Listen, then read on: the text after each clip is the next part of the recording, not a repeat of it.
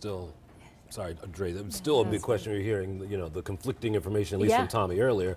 How many are they looking for, and how many will end up being in the water there just beneath the bridge? Yeah, and hopefully, I know the NTSB is meeting at 5 o'clock tonight. Maybe they'll get some more information. They haven't told us when a next press conference will be, but we're hoping soon to try to parse all that out. Sure. Also getting some updates now from Shock Trauma about a patient that they had treated there, and we were learning just a little bit as it's been coming out, that patient released. Yeah, thankfully. And let's go back to 11 News anchor Deborah Weiner. Deb, what do we know right now? Boy, doesn't that speak to the miracle of what they do at Shock Trauma, that they received a critically injured patient who is now home. It's really extraordinary. So here's what we know. As we know, Shock Trauma sees 6,000 to 7,000 people coming in every year. If they can handle anything, we know they can. So they received word at 2 a.m. that there was a mass casualty event. They then notified authorities they could handle 10 critically injured individuals. At 2:30 in the morning, they received one of those critically injured individuals who was in fact on that bridge. Take a listen to what they had to say, what happened next.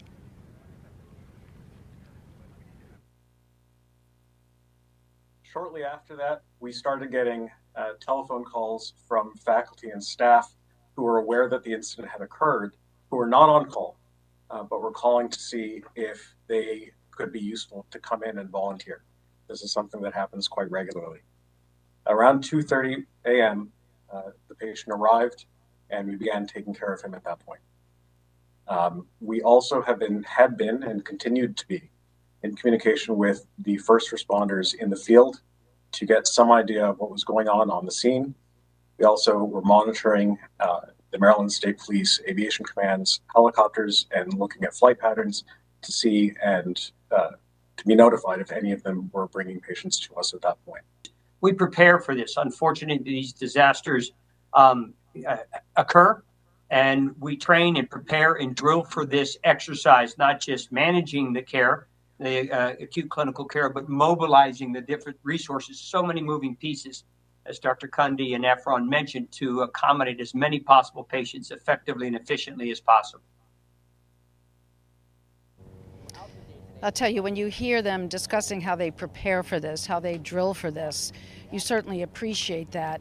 But how can one prepare and drill for the image that we have all seen play over and over and over again since early this morning? It's really extraordinary. I know we've been discussing this all day, that no matter how many times you see it, we're still incredulous that this iconic bridge named after Francis Scott Key, that this iconic bridge would topple in seconds before our very eyes. So many questions still to be asked, to be answered, and certainly that individual who was sent to Shock Trauma in the wee hours of the morning and who is now home has an extraordinary story to tell of survival and of trauma. And we certainly wish them well and they're continuing their recovery. I just cannot imagine the story that individual has to tell, guys. I mean, it's just like the story of the neighbor that you had earlier. You don't think about it, but you're saying, listen, the life of Baltimore runs through Dundalk. And you don't think about it until this, and you understand everything. What did Kate say? Everything from toilet paper to cars comes through that terminal. It is. And not only for us, but really for the entire country. I mean, it is one of the biggest ports. So big impacts all over the place. Deb, thank you. 11 News reporter Kate Amara joins us live now as well. And Kate, there's a mass tonight for the people involved in the collapse. What can you tell us about that?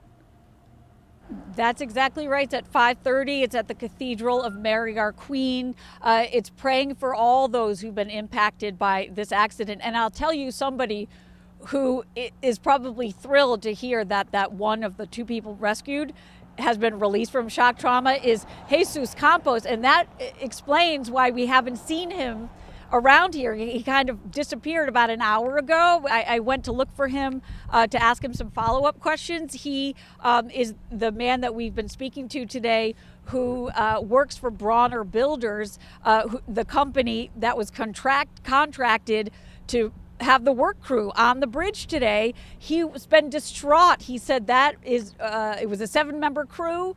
The one member that was rescued, he said, was in critical condition at the hospital, the last he knew. And he said the families of the other 6 of his friends, co-workers, and he called them family members at this point, their families were just sitting at home, he said, waiting for the call. He is the one who gave us a lot of the details about this crew that was doing road work, pothole work, according to state officials. He said it's a job he's done before for the company.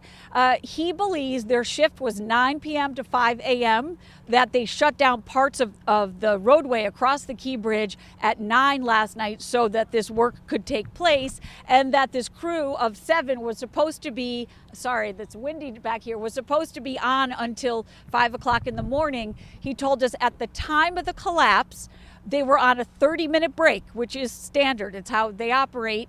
And that what they do on a break is they take their breaks in their cars. Pickup trucks, actually, he said there would have been 4 of them, and that his friends and co-workers would have been in their cars. Some eat something, drink a little bit of water or something. Some close their eyes. He said it's very hard, strenuous work. And he said Jesus and his other colleagues who were not working on this shift are just beside themselves. They know how dangerous and precarious it can feel to be that high up on that bridge that he said feels like it's moving up and down all the time. But then he said they just can't imagine what it was like to be on that bridge. So we did speak to him, and through an interpreter. He was very gracious. He was very emotional as well. But we want to share a little bit with you of what Jesus Campos told us today. Me siento mal por lo que está sucediendo con mi I am so bad. I feel so bad right now that this has happened.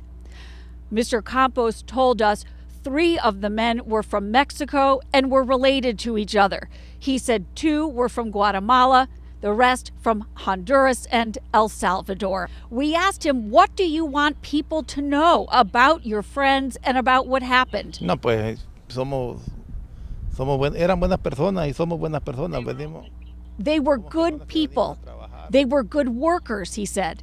They were working so that they could send money home to their countries. Sí, pues demasiado, pues porque tenemos familias que los esperan en casa. It's too much to bear right now because all the families are waiting at home for the phone calls. And you can't help, or I couldn't help but make the connection between the crew members on this road crew who were working on the bridge and, according to the Apostleship of the Seas director, the 22 seafarers who were on board the container ship. All of them, according to the people who knew them and talked to them, were doing it for their families so that they could send money back home to have a better life. And Director Middleton of the Apostleship of the Sea said for the folks on the container ship, for those seamen, oftentimes that's the only way. They sign up for 8-9 month stints away from their families. That's the contract, and they do it because that's the way that they earn money for their families, so their families can have a better life. It's just very interesting that especially this bridge that's and this place that's about the port and working people is also the people that were directly involved and impacted by this are people who are just working. They're just working their jobs. So Mr. Campos said he's hoping and praying for the families and for his friends who remain unaccounted for. I will say, we have noticed a lot of equipment coming in and out. It could be a shift change, which happens. It's after 5 o'clock, but we have seen a couple of ambulances go in down to Hawkins Point in the last hour. Who knows if they just needed some people on standby, but that is something that we have seen. We've seen some people come out, some people go in, and that's one of the kinds of vehicles that we saw go in there tonight. So that's what's happening here right now at Hawkins.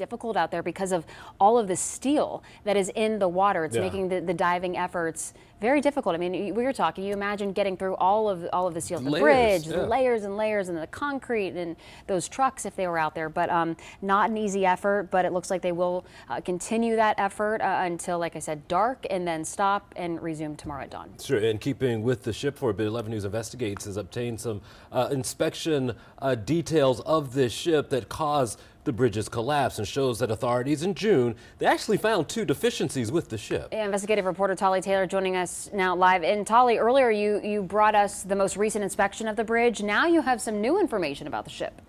Yeah, the U.S. Department of Transportation has a national bridge inventory, and it shows the Key Bridge was last inspected in May 2021. At that time, inspectors rated it in fair condition overall. Now, DOT rated the deck portion of the bridge, the top portion, the superstructure underneath that, and the substructure that holds it all up, giving all 3 a 6 on a scale of 0 to 9, with 9 being excellent. So according to the rating categories, that means it was in satisfactory condition with, quote, some minor problems. Now, a question we're still trying to answer right now, these inspections are supposed to happen every 24 months, and so that would mean another inspection was supposed to happen in May 2023.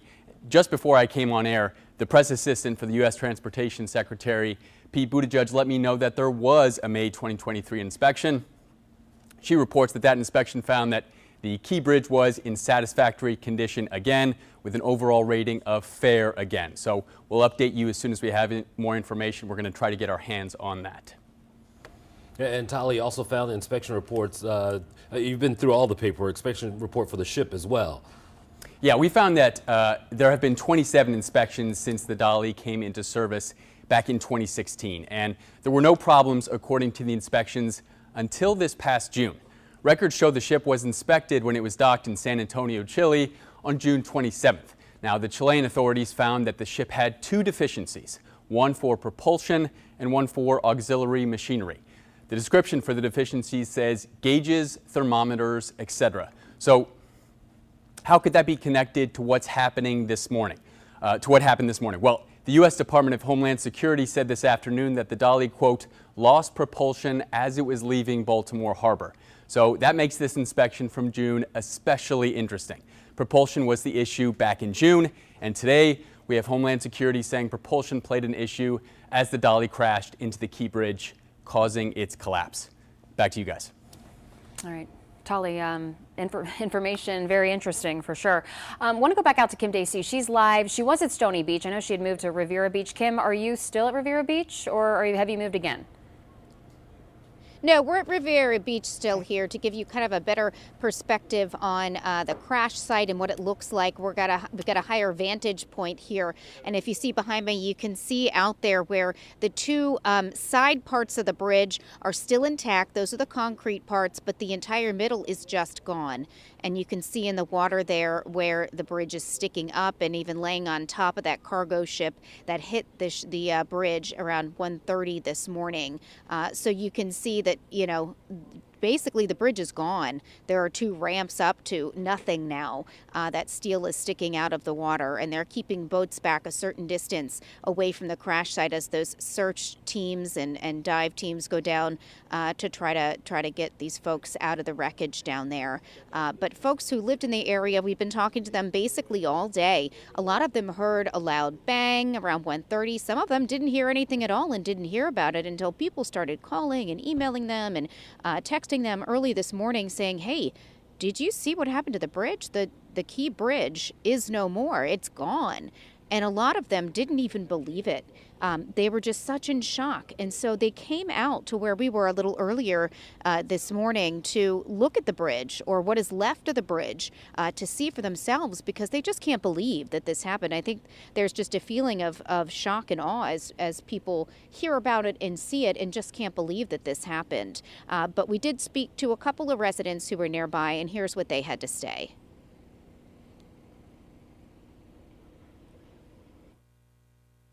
My fiance woke up about that 1:30-ish time frame. He said he heard a loud bang, didn't think much of it, went back to bed. Woke up a couple hours later, I imagine, to the noise of all the helicopters and just the noises that were going around outside. picked up his phone to kind of see what was going on, saw what happened, woke me up. Of course, we ran out here, took a quick look, and have been following it ever since. We got up, came here. I guess a lot of neighbors heard, what sounded like an explosion, but obviously it wasn't. So, we came here, and there was a couple people checking everything out. So we're hoping everyone's okay. Now, we also had the opportunity to speak to a couple of port workers who came out to look at the wreckage. One of them said her husband was at the port today, and she said it's as quiet as it's ever been there, of course, with ships not being able to get in or out. She also said, there's just another way that this is going to affect everyone in this area, that her whole family works at the port, so they don't get paid if the ships don't come in. So if there are ships that aren't able to get in and out for days, weeks, months, that's really going to affect them and affect their lifeline and their livelihood.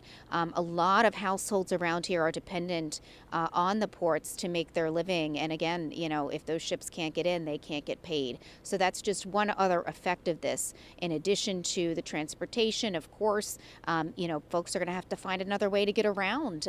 They can't use that bridge anymore. So 95, 895, even the west side of the Beltway are probably going to be a lot more crowded from now on until this bridge is eventually fixed, as folks try to find those alternate routes to get around. So, the main concern, of course, of people is those folks who are still unaccounted for in the water that those divers are searching for. But once the search and rescue effort is over, there's a number of issues down the road that everyone in this area is going to face. So that's the very latest here in Riviera Beach. I'm Kim Dacey, WBAL TV 11 News. Right, and as we know from the morning show, when we work together, you spent some time doing some traffic. So Baltimore Beltway in the morning, it doesn't matter west side or that top side, it's a mess. And I'm guessing added volume, and then you have that construction up there by Pikesville. I mean, this is going to be felt around the loop. Oh, yeah. I mean, the Beltway is always a mess. I presume it's going to be more so. It might be mitigated a little bit this week, maybe next week, because schools are on spring break. But once schools go back in session, I think everyone's going to feel it big time. Thank you. We appreciate your time. Tommy Clark also has been hanging out and waiting for us as well. She was there for that NTSB news conference. She's not quite ready for us just yet. She has Tom Costello with her from NBC's. She is ready now. Tommy Clark, I want to check in with you. You're getting a bit of a national perspective. Yeah. What can you tell us?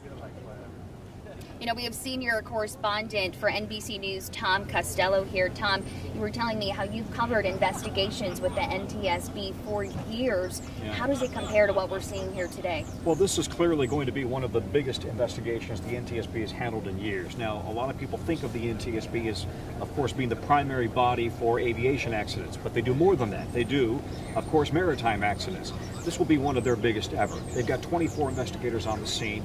The first thing they do is make it very clear, don't expect them to draw any conclusions anytime soon. They will not do that. They will not in any way guess. They're going to lay out the facts, and they're very good about providing the facts to us, the public, as they go along. Not drawing conclusions, but here are the facts that we've established. But the formal investigation, all the way through the board meeting, which will clearly probably end in a board meeting in Washington, D.C., that probably won't happen for a year, 18 months before they come up with the question is why, not just what, why. And when it comes to this ship, you've been doing some legwork looking into the history.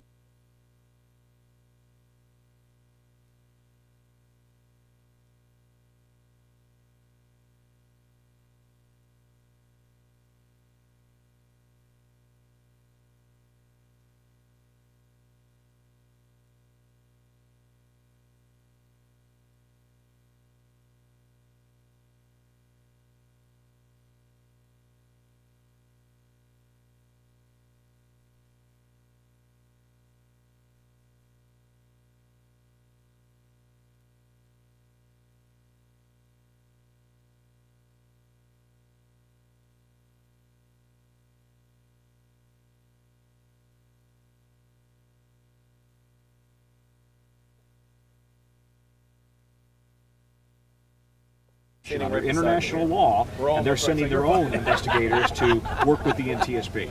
How does this compare to what you've seen before? We were saying off camera before, how this is so unbelievable. So if you get to a have this super just here, behind for us Senator here, Ben how does Cardin, this please. compare to what you've seen in your years of coverage? Well, I've never seen anything like this. I mean, this is truly unbelievable and staggering. And I think what many people are asking is, how is it possible, number one, that the support structures for the bridge weren't better protected to be able to withstand this kind of an impact?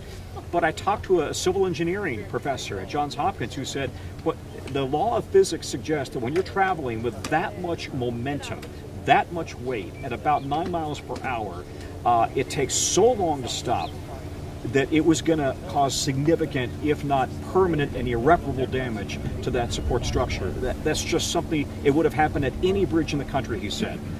Nonetheless, as they work to rebuild that bridge, and by the way, he is suggesting this is going to take 5 to 10 years. It is a massive, massive undertaking. Sorry if I'm messing with your but when half they hour rebuild here, it and using Meg. 21st century technology, they're going to have to ask the question, how do we better protect these bridges? And I know your coverage. When will you be on? When can we tell thank you. folks about this, what you've been looking into? NBC Nightly News with Lester Holt, and then we'll also be reporting live for the Today Show, and we are up live constantly on NBC News Now streaming. So it's been an all-day effort along with you guys. Yeah, boots on the ground. Good job. All right, so of course this is going to be a long road ahead. We're going to continue to be here and look into this, but of course for now, back to you guys. Tommy and Tom, thank you. Appreciate it. Okay, so Sky Team 11 and Captain Roy Taylor live over the collapsed Key Bridge. He's been there for pretty much all day today. Speed of the collapse, probably I am. It was a situation where the bridge was not designed to take that sort of a load. And when one of the supports went out, the other one went out pretty quickly, Angie. And I think we're all sort of shocked at how it just sort of pancaked in response to this massive container ship hitting it. I think one of the key things that you discover in infrastructure policy is that it really doesn't get a lot of attention until there's some sort of a disaster, like I-35, I-10 in LA, et cetera, that really draws attention to it, which I think is unfortunate. We should be paying more attention to the proper operation and maintenance of the infrastructure that we do have on a regular basis, and probably allocating more funds.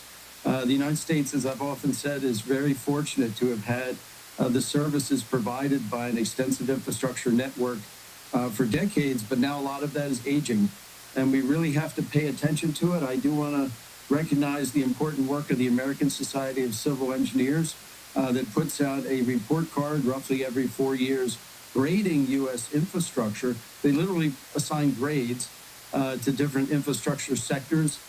Bridges are, in the United States, are one of the sectors that often receives a relatively low grade.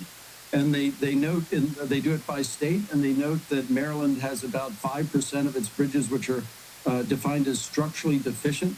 There's another category that is functionally obsolete, which is different. But structurally deficient doesn't mean the bridges are all in trouble or going to collapse on you or anything. It means that there's cracking, there's rust, there's deferred maintenance. There's work that needs to be done to really bring that infrastructure up to what we call a state of good repair. And that term is actually very clear. And I just want to jump in right there, because I believe that this was not considered one of the bridges that was part of that 5%, right? And so as you look at this, what is your biggest takeaway? What sticks out as to what didn't work? What needs to change? Yeah, so Angie, that is a great question. To me, the thing that struck out is a broad concept in infrastructure called resilience. And that is making the U.S. infrastructure networks, which are very developed, very extensive, resilient to a variety of threats.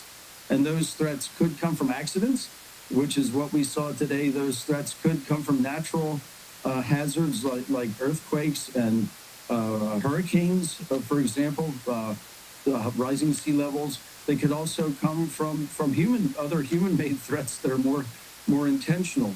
So as I see this, it's something where we really need to think about resilience. Part of that is redundancy, so that if one system fails, there's a backup system. Part of that would be berms or barriers in a case like this that would nudge the ships away. So we need to think about this notion of resilience here. Okay, and I only have literally 5 seconds, but Mr. Geddes, I wanted just your take. We heard the president vow to pay entirely for the reconstruction of this bridge. How quickly can this be done? Yes, that's also a good question, Angie. There's new techniques, modular construction, where you can construct pieces of a new bridge on the land and install those pretty quickly. I also think that we'll be impressed by how quickly large cranes will get in there to remove the debris from the channel to allow the Port of Baltimore, which I'm very familiar with, to operate. There's an enormous amount of shipping that goes through there. And I think we'll see with new designs and construction techniques, I really believe a beautiful new bridge will come into place. Do you think it will within a take year? time? Do you think within It'll a year? happen? Within a year? Oh, boy. I don't know if I want to. I'm an economist, and we're supposed to predict, just like the weather people. I predict it might take a bit more than a year, but it'll be faster than we normally get. I'll put it that way. All right. Rick Geddes with Cornell University. We thank you for your time and your insight. All right, an economist joining our team at Fox 5 DC with more of this coverage as we continue to bring you the latest on this bridge collapse. As I mentioned, as we came out of break there, the latest from the employer of the workers who were on that bridge filling potholes at the time, saying that 6 people who are still missing right now are presumed dead. As we continue to check in here with crews and get updates from officials. Now, earlier today, we also heard from President Biden speaking on a couple of different occasions. He first spoke in Washington, D.C. at the White House on the bridge collapse. He then afterwards went to North Carolina, where he spoke alongside the Vice President, Kamala Harris. We want to take you out, though, to some of his comments on the collapse from earlier today. Talk to the last member of the delegation in the region. Good afternoon. Before I leave for North Carolina, which I'm going to do in a few minutes, I want to speak briefly about the terrible incident and accident that happened in Baltimore this morning. At about 1:30, a container ship struck the Francis Scott Key Bridge, which I've been over many, many times, commuting from the state of Delaware either on a train or by car. Been in Baltimore Harbor many times. And the bridge collapsed, sending several people and vehicles into the water, into the river. And multiple U.S. Coast Guard units, which are stationed very nearby, thank God, were immediately deployed along with local emergency personnel. And the Coast Guard is leading the response to the port, where representatives from the Federal Highway Administration, the FBI, the Department of Transportation, the Army Corps of Engineers, as well as Maryland officials and Baltimore Police and Fire, are all working together to coordinate an emergency response. Officials at the scene estimate 8 people were unaccounted for still, not still, were unaccounted for. That number might change. 2 have been rescued, 1 without injury, 1 in critical condition. And the search and rescue operation is continuing for all those remaining as we speak.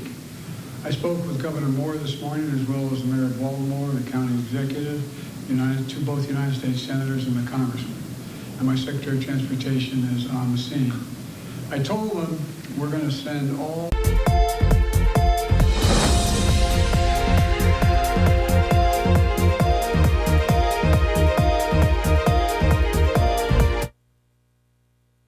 drops off. That cargo ship is still sitting behind me there. We're awaiting to learn about the crew members who are on board at the time and their status. Now, when it comes to what's going on here, this is one of the biggest ports in the nation. And when it comes to this bridge, it took 5 years to construct this and just seconds to come down. So this is going to be a big cleanup effort. Right now, the search and rescue is still underway. We are being told there are still 6 people missing tonight, at least. We do not know about the drivers on that bridge. That is the big question we've been asking for about 15 hours now, wondering about if anyone was driving on that bridge. The 6 missing people are construction workers. That's what we're told.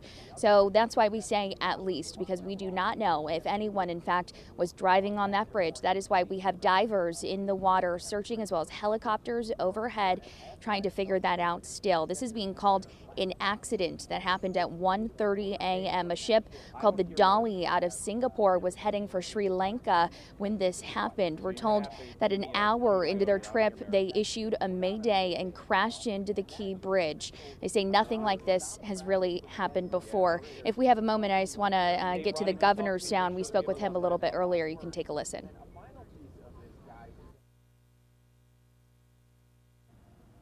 Well, that was our Tommy Clark standing by in Dundalk. Again, team coverage of this massive story. Right now, we're going to go to our colleague, Deborah Wiener, who's standing by with NBC Nightly News anchor Lester Holt. Deb. Yeah, Lester Holt is getting ready to do his broadcast here only in a matter of moments. Lester, you've been on the ground since 1 o'clock. What is your sense of this terrible catastrophe? It's, you can get a glimpse. As I was leaving downtown Baltimore, I took the train and you can get a glimpse of where the bridge was and see what's left standing. And it's one of those moments you have to just keep looking at. And you look at the video, and as horrifying as that is, every time you look at the video, you hope you're going to see something different, something not as bad. Yes. But it's awful. I mean, we all cross bridges. We don't think of these things generally as happening. We've talked about aging infrastructure. This isn't one of those stories. This is just a horrible accident. And you've talked to some very interesting people today. Tell me what is coming up on Nightly. I spoke to a couple of young men who, one of them had just gotten off work and called his friend. It's 1:30 in the morning. They're out getting ready to go fishing, and they see this freighter and realize it's close, and they begin to see something happen and hear something, and they think it's the load, the containers spilling into the water. But of course, it was something worse, and they watched it as it transpired, and they happened to have the phone out at the time and were able to show us some of the video. I also was able to talk to the governor and the mayor about the resiliency of this area, the help that is on the way, that from the president on down, who basically said, we're going to do this. So they're feeling a little bit of relief there, but their focus really still is on the search and recovery. And you hear the choppers still going over. There's still apparently people in the water, searching for these missing individuals. They met with the families, described to us, how tough that was, but that their pledge to them is they're going to keep looking as long as they have to. Finally, Lester, you've covered so many events over the years where life changes in an instant, and this is certainly one of them. Your feeling as you're here on the ground covering how just the fragility of life when something like this happens. You're taken right from the speeches I give occasionally when I talk about this job, and you absolutely see life change on a dime. Sometimes for better, but often for worse. And something is mundane. Nobody thinks about, I took the bridge to work today. Yeah. They take the bridge to work every day, or the other way. And then suddenly everything changes. The governor spoke about that, meeting with the families, how these folks, were expecting their loved ones to come home after work, and they won't be coming home. And that's a heavy burden to carry. It is. We appreciate you spending some time. We know the broadcast, you've got work to do to get ready for it. Thank you, Lester. It's good to be with you guys. Thanks for your coverage. Okay, thank you. All right, Lester Holt spending some time with us as he gets ready to broadcast here from this patch of grass in Dundalk where the building shook and the soul has shaken as well from this terrible catastrophe. I'm going to send it back to you guys.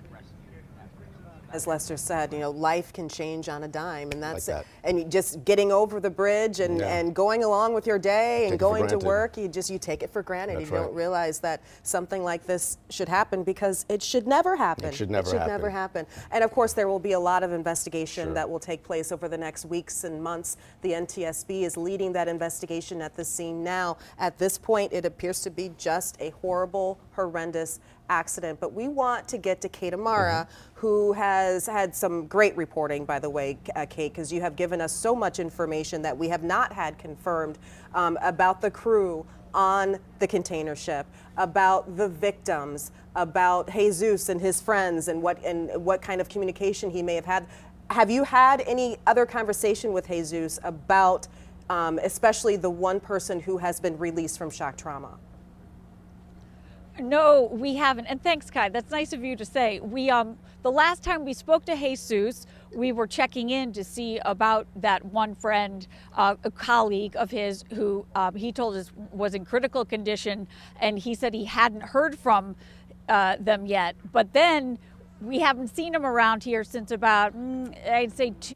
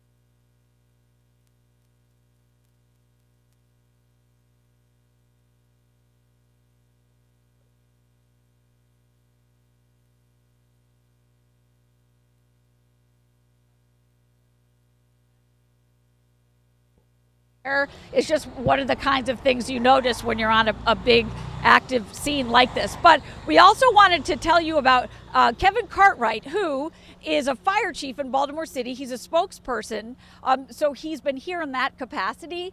But then he said he kind of looked over and he saw people from his church that were here to help first responders and the other people who were at the scene down at Hawkins Point, and who they were handing out food and water and good cheer. So we talked to him about both of those things, but he also gave us some insight into what the divers with the Baltimore City Fire Department and the other teams that have responded here, what exactly they're doing and looking for underwater and how technology is helping them do that. Here's what Chief Kevin Cartwright had to say. As a part of trying to identify vehicles and individuals in the Patapsco River, one of the resources that we're actually using with our dive team members is side scan sonar and infrared technology that's able to identify structures beneath the water surface and give us a type of visual of what that structure or object might be.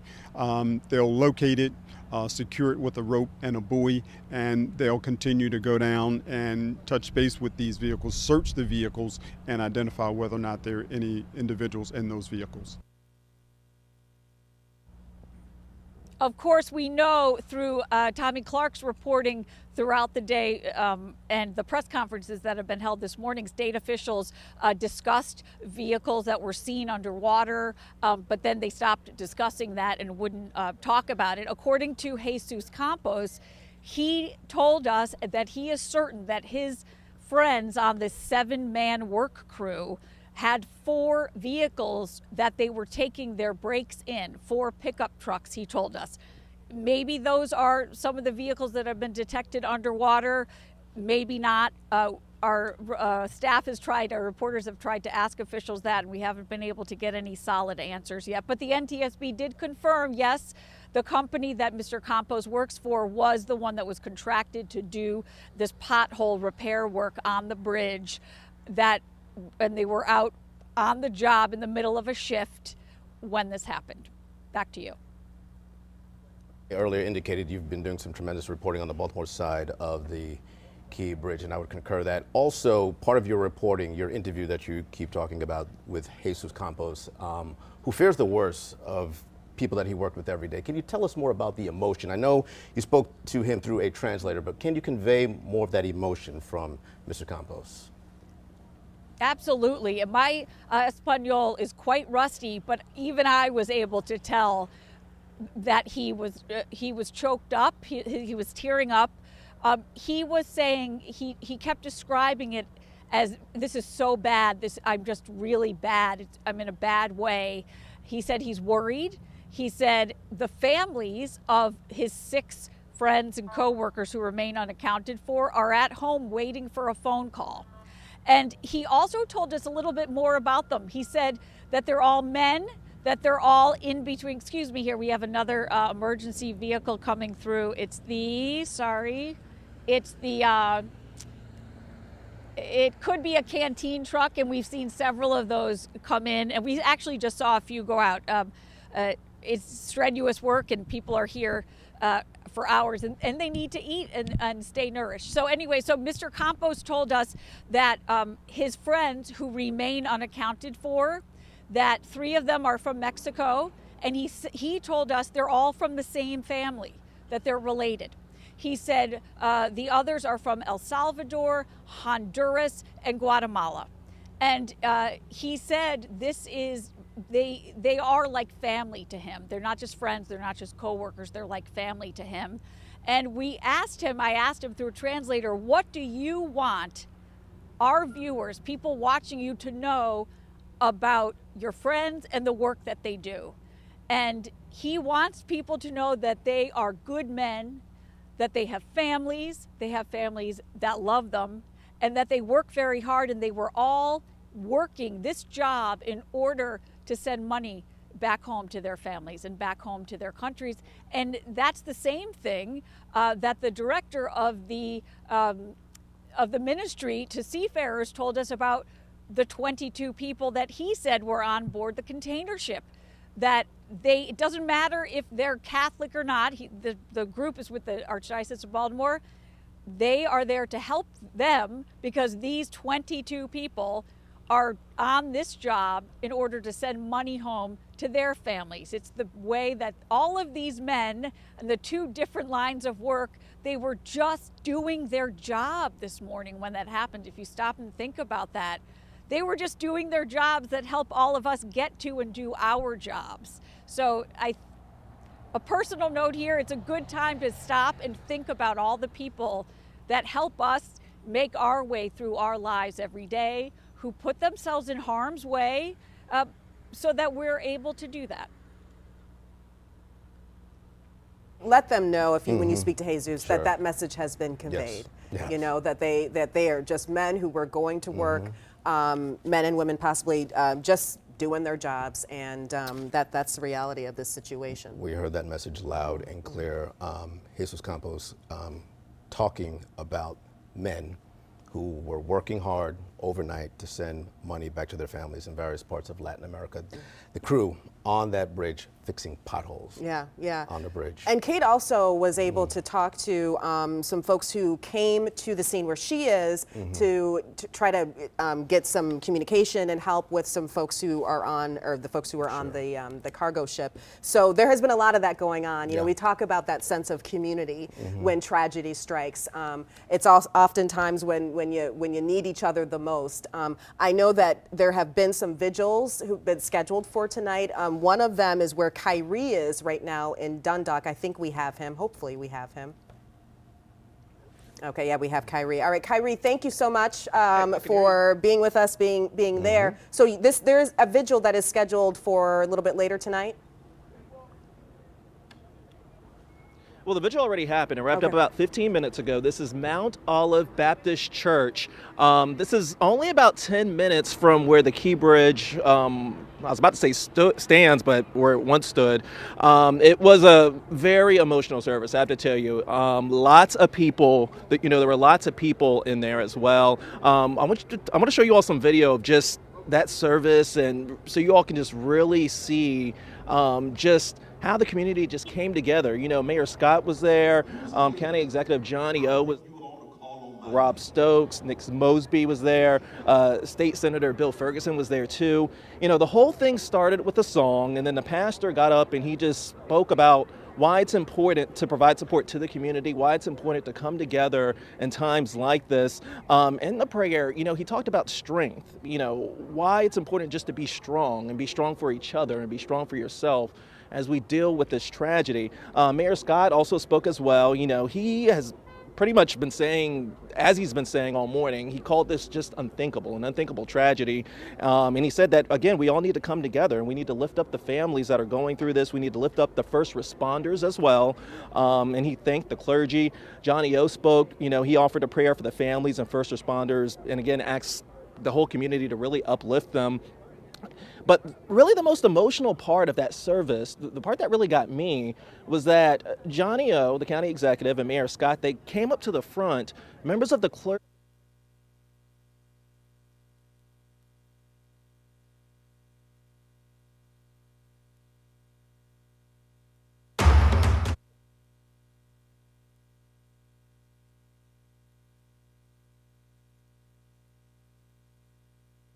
with this tragedy. Now, I actually spoke to a community leader who was at the church, who was here for the service. Take a listen to what she had to say. And this is just not the end. This is only the beginning. We're here for the duration. This is our community. This is our community. And we're here. We stay here. And for those coming in, we were here for the sport, here for the healing, here for the crying shoulders, you know. Here for everyone. We're here. We're not going anywhere.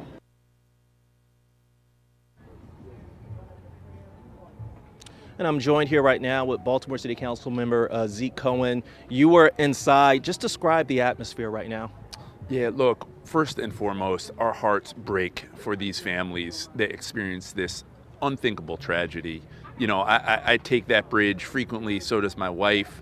We as Baltimoreans, we know the Key Bridge is such an important monument in our city, and so the pain of seeing it go down this morning is just weighing on all of our hearts. But what I love about Baltimore is its resilience, is seeing the unity that we saw in that church, seeing the county executive, the mayor, all of us coming together to support our communities, to thank our first responders, to be in prayer together. That's what is so great about Baltimore, is that resilience is baked into our DNA. This is a tough city, and even when we get hit, and we do often get hit, we stand back up. And that's what I saw in this church. That's what I've seen throughout today, is families come together. I can't tell you, Kyrie, how many folks have reached out to me and said, Councilman, what can I do to help? Whether it's a meal for the first responders, whether it's reaching out to the families that we know are suffering. So many people, whether it was text, email, call, have said, what can I do? And that's what I love about Baltimore. You know, talk more about just how iconic that bridge is. You know, the lady we just had on the air, the one I spoke to, she mentioned about how she remembers it being constructed, and she just could not believe just how quickly it came down. I think we all really can't believe that. You know, talk to me about just how iconic it is to this area. Yeah, I mean, it is the stuff of nightmares when you see a bridge collapse like that. I mean, just the rapidity, the incredibly emotional collapse of that critical infrastructure, and to know that human beings were there on that bridge. There is nothing but heartbreak and terror and tragedy that we have experienced. And it is, you're absolutely right, it is a monument in our city. It was a beautiful bridge.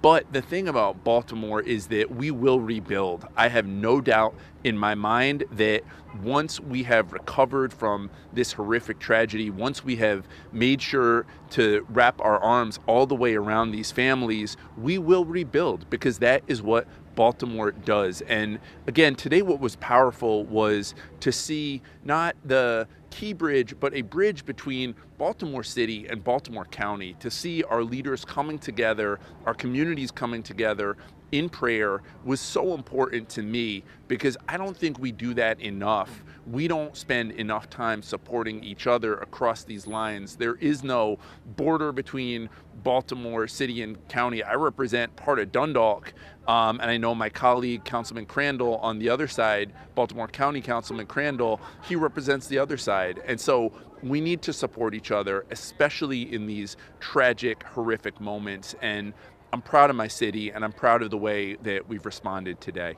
And that's exactly what the pastor talked about, you know, just having strength. Councilman Cohen, thank you so much for your time. I appreciate it. I'll let you get back to work. Thank you, Gary. You know, one other thing I want to mention, too, that the pastor of this church said as well is that he said that he's going to keep the doors open for first responders. You know, if they just want to come in, you know, just rest for a little bit. You know, he said that they have water in there for them. You know, they might be handing out food and stuff as well. You know, again, this is all about the community coming together, wrapping their arms around the families, around the first responders, because that's really what community is all about. You know, that's something that they really talked about during the service, guys.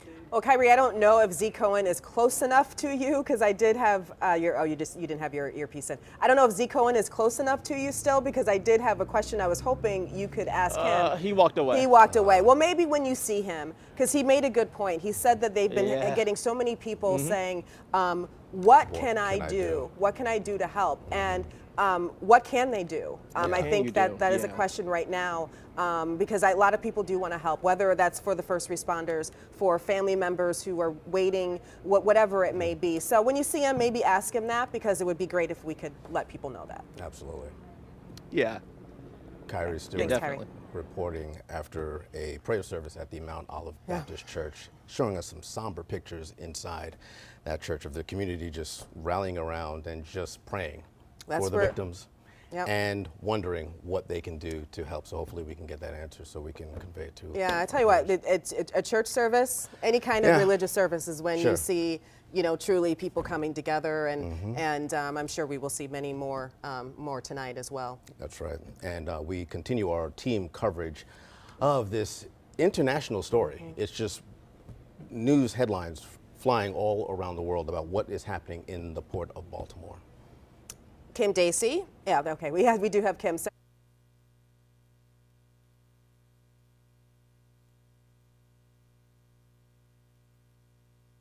Small business.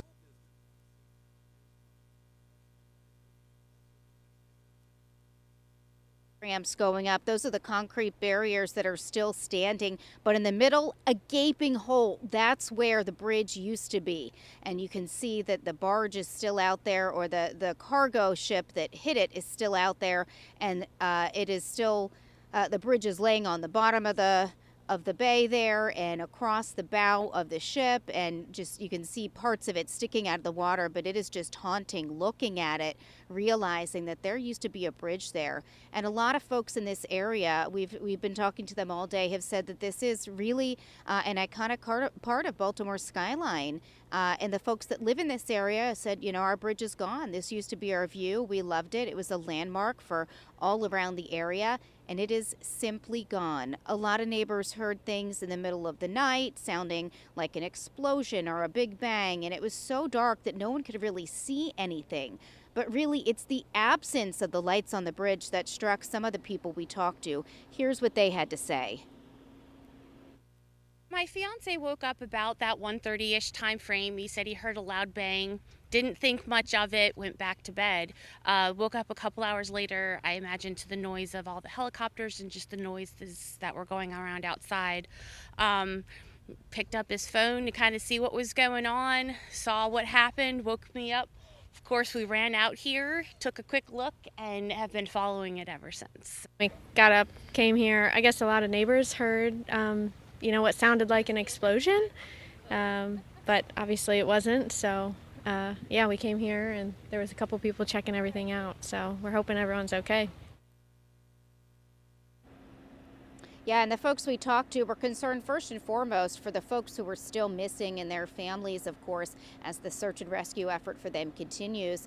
But then thinking down the road a little bit, you know, it's going to be a long time before this bridge is back up and running. So that's going to have a huge impact on traffic in the entire area, really, as folks have to take alternate routes to get around the area. And then also we talked to a port worker who says, you know, this is going to affect their livelihood. Her whole family works at the port, and if the ships don't come in, they don't get paid. So right now, her husband's at the docks and says it's about as quiet as it's ever been, and they're not sure when the shipping is going to pick back up. But again, they're going to be severely affected if they don't have that income from those ships coming in and out, depending on how long the restrictions are in place because of that as they work to clean up the debris field here. So a lot of different ways that folks in this area are impacted, but really the overall feeling from everyone is just kind of shock and awe when they look to the skyline and don't see the Key Bridge. A lot of folks just couldn't believe this happened, but here we are. Here we are, Kim, and our transportation secretary called it one of the architects of American infrastructure. And Kim, you've covered countless stories for us here. You've been reporting for years, and part of your tenure here, you covered traffic for WBAL TV 11. The Key Bridge was part of 695, the Beltway. Tell us about what you think the impact will be for traffic in the coming days ahead. Well, I think maybe this week and possibly next week it's mitigated a little bit because it's spring break for a lot of the school systems in our area. But once those schools are back in session, I think a lot of the major thoroughfares and even the side streets are going to get backed up because there were 35,000 cars that went over that bridge every day. So those cars...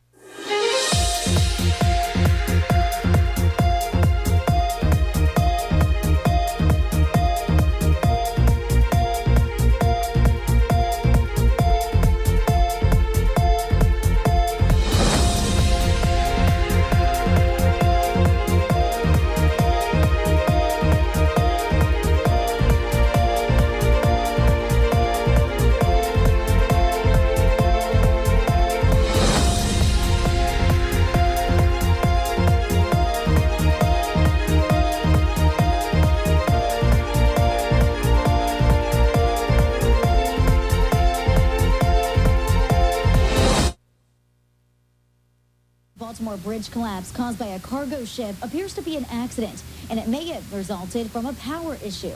We are Maryland tough, and we are Baltimore strong. Emergency crews desperately searching for victims near Baltimore's Francis Scott Key Bridge on Tuesday. It comes hours after a cargo ship struck one of the bridge's support beams. causing parts of the structure to snap and plummet into the Patapsco River. President Biden says the incident does not appear to be intentional. We're going to send all the federal resources they need as we respond to this emergency. And we're going to rebuild that port together. Officials believe those still missing include construction workers who were filling potholes at the time. Maryland Governor Wes Moore says moments before the crash, the ship's crew reported losing power. That Mayday call gave authorities the time to stop the flow of traffic both ways. But it's still unclear how many, if any, cars plummeted into the water. These people are heroes. They saved lives last night. Meanwhile, transportation officials say the bridge collapse is expected to cause major disruptions to trade and traffic in the Baltimore Harbor, considered a major route for shipping containers and cruise liners. Certainly environmental considerations are a priority, and so is traffic. Addressing the needs of those that were impacted, that's the focus. The National Transportation Safety Board says it's standing by as search and rescue remains the focus right now, but they will lead the investigation into what happened.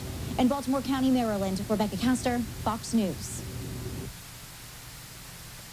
Rebecca, thank you. Meanwhile, we do have a map to put up here showing you the exact location of where this incident occurred. As you heard there, the NTSB now leading the investigation. The Coast Guard is supporting it. There were also 2 workers who were rescued earlier today, one of which did not need treatment at the hospital. The other worker, we're told, is in serious condition as the search for 6 others continues right now. And unfortunately, as we heard, the employer now saying that they are presumed dead. And here we have more video showing the terrifying moments. And we do want to use this video very lightly. It's difficult to watch, but this is the video that initially showed that terrifying moment when the ship hit the bridge and when it came collapsing down. Just hard to believe that happened early this morning, and of course now the many impacts that it will have from here. We also heard from the NTSB saying a team of 24 people are on scene. That includes experts in nautical operations beginning to collect information on the vessel operations, safety history, safety records, looking at the owner and operator as well. And the police commissioner also saying that as many as 35,000 people use this bridge on a daily basis, plus ships also pass under it to access the Baltimore Harbor. So a lot of impacts this is going to have in the many months ahead, but really our thoughts are with the families of everyone who is impacted during this time. That Mayday that was sent by the container ship Dolly, they sent it in time for authorities to be able to stop traffic from entering the bridge, limiting the number of vehicles involved in what officials have called and described this as a mass casualty event. The bridge opening in 1977. We haven't had a chance to play out some comments from the Pentagon briefing earlier today as they did address the bridge collapse and much more. Let's listen in here. Start off by saying that our thoughts and our prayers are with all those who were impacted in the collapse of the Francis Scott Key Bridge overnight. Obviously, it is very early in the process, but I can tell you that the commanding general of the U.S. Army Corps of Engineers has been in touch with the Port of Baltimore, and the department is remaining in close contact with local and state officials and stands ready if any assistance is required. Given the scope of the situation, and this is likely to be a lengthy process, we will of course circle back with any new developments from the DoD perspective over the coming days and weeks to come. Today, Secretary of Defense Austin hosted Israeli Minister of Defense Gallant at the Pentagon for his first visit to Washington in his current role. The Secretary and Minister Gallant affirmed their shared interest in defeating Hamas, discussed the importance of prioritizing civilians in Rafah, the dire humanitarian situation across Gaza, and threats to regional security. The Secretary stressed that the United States and Israel have a moral imperative and a shared strategic interest in safeguarding civilians, noting that any assault on Rafah should not proceed without a credible and implementable plan that ensures the safety and humanitarian support for civilians sheltering there. The Secretary also urged Minister Gallant to expand entry points for humanitarian assistance and address distribution challenges inside of Gaza. He also reiterated the department's commitment to establish a temporary maritime corridor to provide humanitarian assistance to the people of Gaza. Separate but related, between March 2nd and today, U.S. Central Command has conducted 17 assistance airdrops into Gaza with more than 470,000 culturally appropriate pork-free meals and over 8 tons of food items such as rice, flour, pasta, and canned food. As always, safety is a top priority when planning these airdrops. Of note, during yesterday's humanitarian airdrop, which included approximately 80 bundles, 3 bundles were reported to have had parachute malfunctions and landed in the water. It is important to note that drop zones are chosen to mitigate potential failures of parachutes to deploy. These humanitarian aid drops occur over water, and the wind causes the bundles to drift over to land. In the event of a parachute malfunction, the bundles land in the water. While only one part of the broader humanitarian effort, these airdrops are an expedient means to deliver critical aid to Gaza. As you've heard us say, we are exploring other options to increase the flow of aid with our partners, including the Maritime Corridor, which we previously announced. And switching gears, last year, the department announced policies authorizing administrative absences as well as travel and transportation allowances that would allow service members and their dependents access to non-covered reproductive health care. This type of care includes non-covered abortion and assisted reproductive technology, such as in vitro fertilization, ovarian stimulations, and egg retrieval. These policies ensure that service members and their families are afforded the time and flexibility to make private healthcare decisions, as well as supporting access to non-covered reproductive health care regardless of where they are stationed. Today, we are releasing data of the cost and usage of these policies from June through December 2023. For the travel and transportation policy, the policy was used 12 times to access non-covered reproductive health care services. The number 12 accounts for each instance of an individual using the policy for a round-trip event. So, for example, this could entail a service member traveling from their home station in one state or overseas location to a state where they can access non-covered reproductive health care services and then returning home to that home station. Of note, a service member can use the policy more than once. The total cost for the Department for Travel and Transportation in these 12 instances was $40,791.20.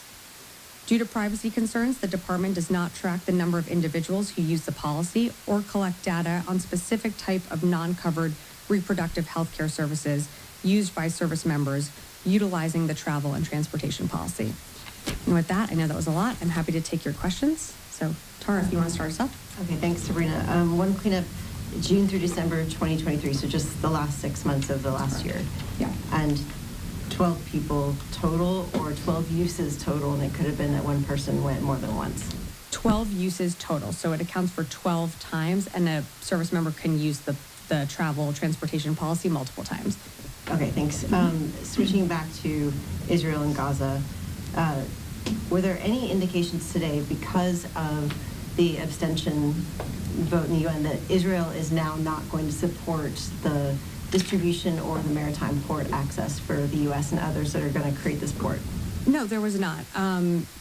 Part of the conversation that the Secretary had with Minister Gallant was one of the things that they discussed was about humanitarian aid getting into Gaza, getting to the Palestinian people who need it most. And of course, they discussed the maritime corridor. That's still going to be set up as planned. We're still a few weeks away from that being fully operational, but that will still be set up. And since we are only a few weeks away from it being operational, do you have an update on how the logistics, how the distribution part of it, the security, what will the U.S. role be versus Israel's role? Sure. So that's something that did also come up with Minister Gallant. Israel will play a role in providing some type of security and securing the temporary causeway to the coastline of Gaza, but those details are still, going through the process of being worked out. In terms of the humanitarian distribution, the distribution of humanitarian aid, that is also something that is ongoing. I don't have a better answer for you just now. Just to follow up on, I guess, a question from a couple of days ago, Sure. Is DOD going to be in control of the distribution contract? I know no DOD personnel are going to be there, but is this going to be a DOD-run effort? To my knowledge, I don't believe we are going to have a part in the distribution of aid. Again, we're looking to, I don't want to get ahead of any conversations. Again, this is something that's ongoing. We are working with partners in the region. We're working with NGOs. I just don't have a sense of just yet on how that aid is going to be distributed once it comes off of what you're referring to as the causeway into Gaza. I just don't have more to provide at this time. Idris. Just quickly on the airdrop aid and the parachute malfunctions, do you know if there are reports that up to 12 people were killed as they tried to go into the water to get the aid? Have you seen that? I've seen the reports. I can't confirm those reports, but I have seen them. And then secondly, Syrian state media claimed that the United States carried out airstrikes in Syria last night. Did you carry out airstrikes? We did not carry out airstrikes in Syria last night. Thank you, Sabrina. So, Vice President Harris said recently in an interview that she looked at the maps and she doesn't think there's anywhere that 1.5 million Palestinian refugees in Rafah can go to. However, we still hear from you, and she thinks that any operation in Rafah will be a mistake. We still hear from you in the Pentagon that for this operation to go forward, we need a credible plan to protect civilians, move them around. Which one is the policy of this administration? That there could be a plan to assault Rafah, or there can be a plan because these 1.5 million can go anywhere? I don't think there's any daylight to what the Vice President has said, to what the Secretary has said and reiterated at the top of his meeting with Minister Gallant. We've been very clear that any major ground operation within Rafah that does not consider the protection of innocent civilians that are there, you know that there's over 1 million people that are sheltering in Rafah, can't go forward. So we've been very clear. I think the Vice President made that very clear. And that's what you saw the Secretary also reiterate in his meeting with Minister Gallant, and something that I read out at the top of at this briefing. Did the Secretary hear any plan from Gallant about potential operation in Rafah? Minister Gallant broadly highlighted their thinking on how they would approach Rafah. The Secretary certainly appreciated the opportunity to discuss that with Minister Gallant, but it was at a very high level. Again, what we continue to reiterate, both publicly and privately, is that any type of operation into Rafah must account for the over 1 million people that are sheltered there, and take into account innocent civilian lives. And so what we've said is going forward with an operation in Rafah would be a mistake if those lives aren't taken into account. Yeah, Haley. Thank you, Sabrina. Just to follow up on Fadi's question, then one other unrelated, but Secretary also, I know he said today that he and Mr. Gallant have spoken nearly 40 times. A senior defense official said earlier today the two are good friends, that have become very close. Obviously there are still concerns in sort of how Israel has carried things out, sort of friction, I guess, between what we have been advising and what we've been seeing on the ground in Gaza with respect to civilians. So what commitments did Minister Gallant make to today's meeting when it comes to humanitarian aid getting into Gaza? And after today's meeting, how confident Secretary Austin that Israel will be taking the warnings and advice on Rafah seriously moving forward? Well, it was certainly a frank and direct conversation. I think you can appreciate that friends can have these types of conversations with each other. I'll let Minister Gallant speak to what he said in the meeting, but I think our concerns were certainly heard and have been heard by the Israeli government. And what you saw from the Secretary is reiterate our concerns in a face-to-face conversation that humanitarian aid continue to flow into Gaza. We know that humanitarian aid is stalled at these border crossings, so we need to see that aid flow in. We do not want to see the humanitarian situation on the ground become even worse. And of course, the Secretary reiterated the United States' commitment to setting up that maritime floating pier that will be set up in the coming weeks. But it was honestly a good conversation to have, not only about Rafah, but just generally about the ongoing Israeli operations within Gaza. And I'm sorry, I think I missed your second question there. No, it was just how confident Secretary Austin was moving in with Rafah. But I had an unrelated. Okay, go ahead. Yeah. The Corps of Engineers, have they been officially requested to assist yet in Baltimore? And then also on the parachute malfunction, do you have a rough number or the exact, if you could, of how many other times we've seen those kind of malfunctions happen with the drops that have been conducted? For an exact number, I would refer you to CENTCOM, but as you know, last week we put out, CENTCOM put out in one of their statements that I believe 5 bundles had a similar malfunction and that the parachutes didn't deploy. But for more, for more specifics, I'd direct you to them. And then in terms of, I'm so sorry, your Army Corps of Engineers. So we are in touch with state and local officials. We haven't received, or the Army Corps of Engineers hasn't received an official request. I believe right now the focus is really on search and rescue. But once we receive those requests, we'll keep you updated in the coming days and weeks as, those requests come in and the mission could change. I'm going to go to the phones and then happy to come back in the room. Jeff Shogel, Task and Purpose. Thank you. I'm just routine check. Is there anything different about the U.S. footprint in Niger? Have any U.S. troops left? Has anything changed? Thanks, Jeff, for the question. No updates and nothing new since we last spoke and briefed earlier this week. Next question from Sam, USNI News.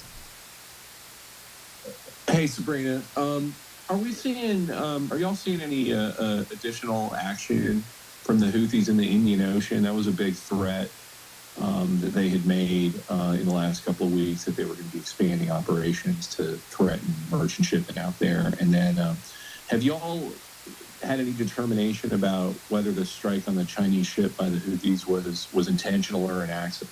Thanks. Thanks, Sam, for the question. In terms of expanding Houthi operations into the Indian Ocean, I would direct you to them to speak to that. We have seen mainly their efforts focused into the Red Sea, the Gulf of Aden, and that BAM area.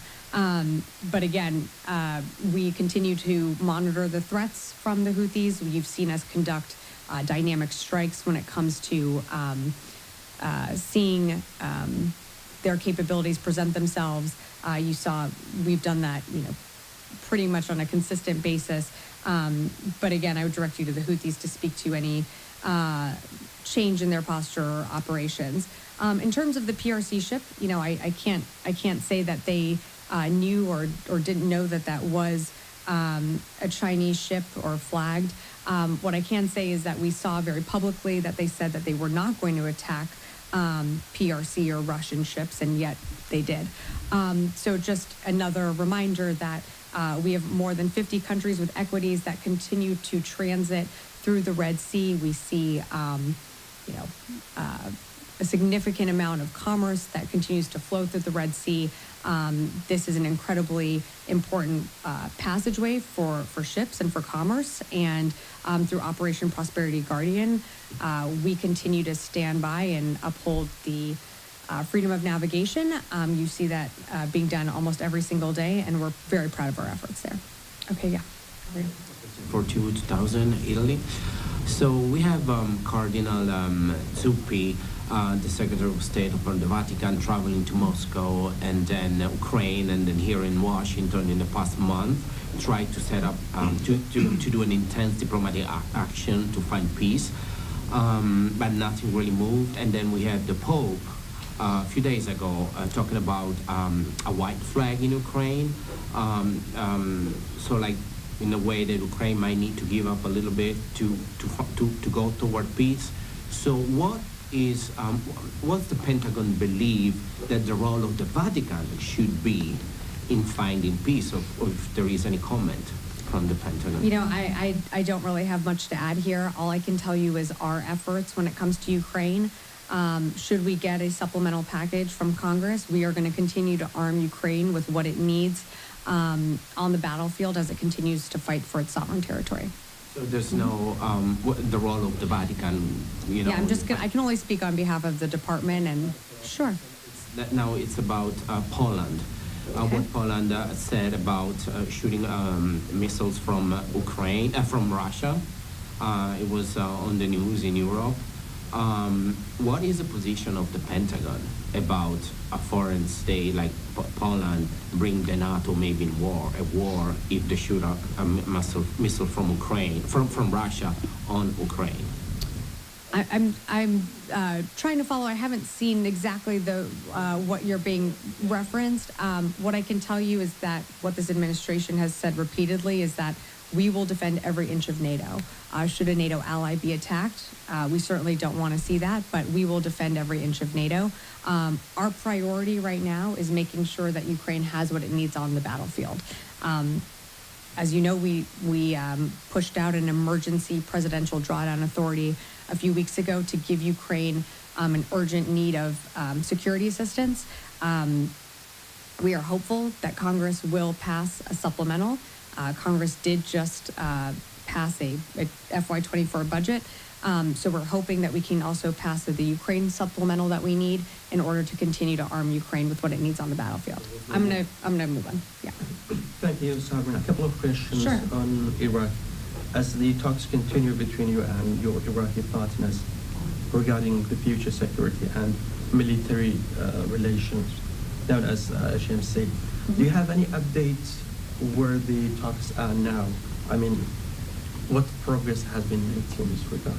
I don't have any updates for you on conversations with the HMC. Again, we are committed to the HMC, to continuing that dialogue, but I just don't have an update for you today. Okay. I've been hearing from U.S. officials saying that ISIS is still a threat, even as of today in his meeting with Iraqi counterpart Secretary of State Tony Blinken said that ISIS remains a real threat. And so regardless of how the talks go, don't you believe that that requires the U.S. forces and alliance stay in Iraq and Syria? Yes. ISIS does remain a real threat, and that is exactly why we are in Syria and Iraq for that very mission, to ensure the defeat of ISIS. That is exactly what our service members are doing there. And so absolutely having our presence there in the region has helped defeat ISIS, but we certainly value the partnership, whether it be the Iraqi security forces or the SDF, in our efforts to defeat ISIS. Janie. Thank you, Sabrina. Regarding the transfer of wartime operational control, General Paul LaCamera, commander of the U.S. and ROK, Combined Forces Command, said at the congressional hearing last week that the transfer of wartime operational control is on track. Does this mean that all conditions for South Korea to receive the transfer are met? I'm sorry, Janie, I'm not sure I understand the question. Could you repeat that? Yeah, General Nakamura said that, commander of the U.S. CFC, said that the congressional hearing last week that the transfer of wartime operational control is on track. Does this mean that all conditions for South Korea to receive the transfer are met? Yeah, I don't have anything else to provide. I'm sorry, I asked you to clarify. I don't have anything more to provide than the comments that were offered at the hearing. We certainly value our partnership with ROK. That's something that we continue to deepen each and every day. And I'll just leave it at that. Why he said that kind of issue suddenly this time? Because if not, South Korea not met in conditions, there will not be transfer operation. Yeah, I just don't have more to provide, Janie, sorry. North Korea announced that they are preparing to launch a new reconnaissance military satellite. Do you have anything on this information and how you prepare for North Korea's new satellite launch? Yeah, without getting into intelligence, Janie, as I'm sure you can appreciate, I just don't have a comment. We continue to obviously monitor what happens on the peninsula, but I don't have more to add at this time. Russia going to provide technically too? Look, we continue to monitor the relationship between Russia and the DPRK. It's something that certainly concerns us, as the DPRK has provided Russia with military support that it's using to kill innocent Ukrainians, and certainly as Ukraine continues to defend its sovereign territory. But I just don't have more for you more at this time. Yeah. My question is about Secretary Austin's meeting with Japan's National Security Advisor Akiba yesterday. Sure. In addition to the readout, could you give us a sense of what kind of topics were discussed, and especially whether they discussed how to strengthen the command structure of the U.S. host Japan at the meeting? Yeah, I know this is not going to be a satisfactory answer, but I'm just, as you can appreciate, I'm not going to go too much beyond the readout. The meeting offered another opportunity for us to talk to, our ally in the region, but I would just let the readout stand for what we put out following that meeting. Liz. The Navy is requesting $2.2 billion to Congress to make up for the lack of a supplemental and FY24 not being passed to fill that gap in funding. Can you explain some of the shortfalls that the U.S. Navy is facing, through this funding, like shipbuilding, missiles for the ships in the Red Sea? In terms of, I would let the Navy speak to more specifics on that. What I can tell you is that, we operated under a short-term CR or, multiple CRs for, I think, over 6 months, which certainly set us back not only in what we were able to spend, but in new programs that we were able to start off.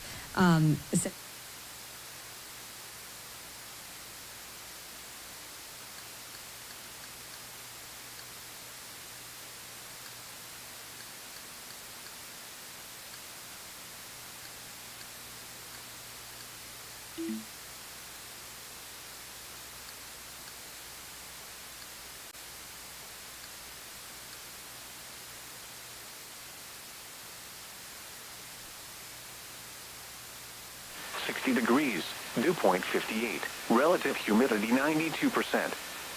Wind east at 3 miles an hour.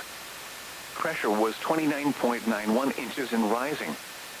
Around Atlanta, Chamblee, light rain and fog were reported, 56 degrees, wind variable at 5 miles an hour.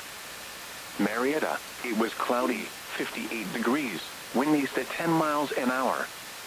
Mableton, it was cloudy, 60 degrees, wind east at 10 miles an hour. Peachtree City, light rain was falling, 64 degrees, wind east at 8 miles an hour. Lawrenceville, rain and fog were reported, 51 degrees, wind variable at 6 miles an hour.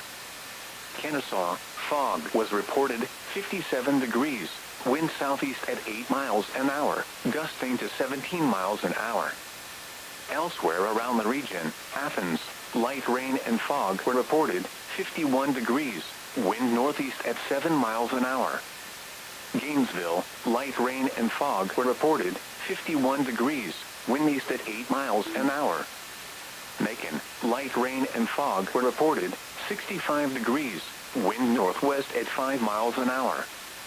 Columbus, it was cloudy, 64 degrees, wind east at 7 miles an hour.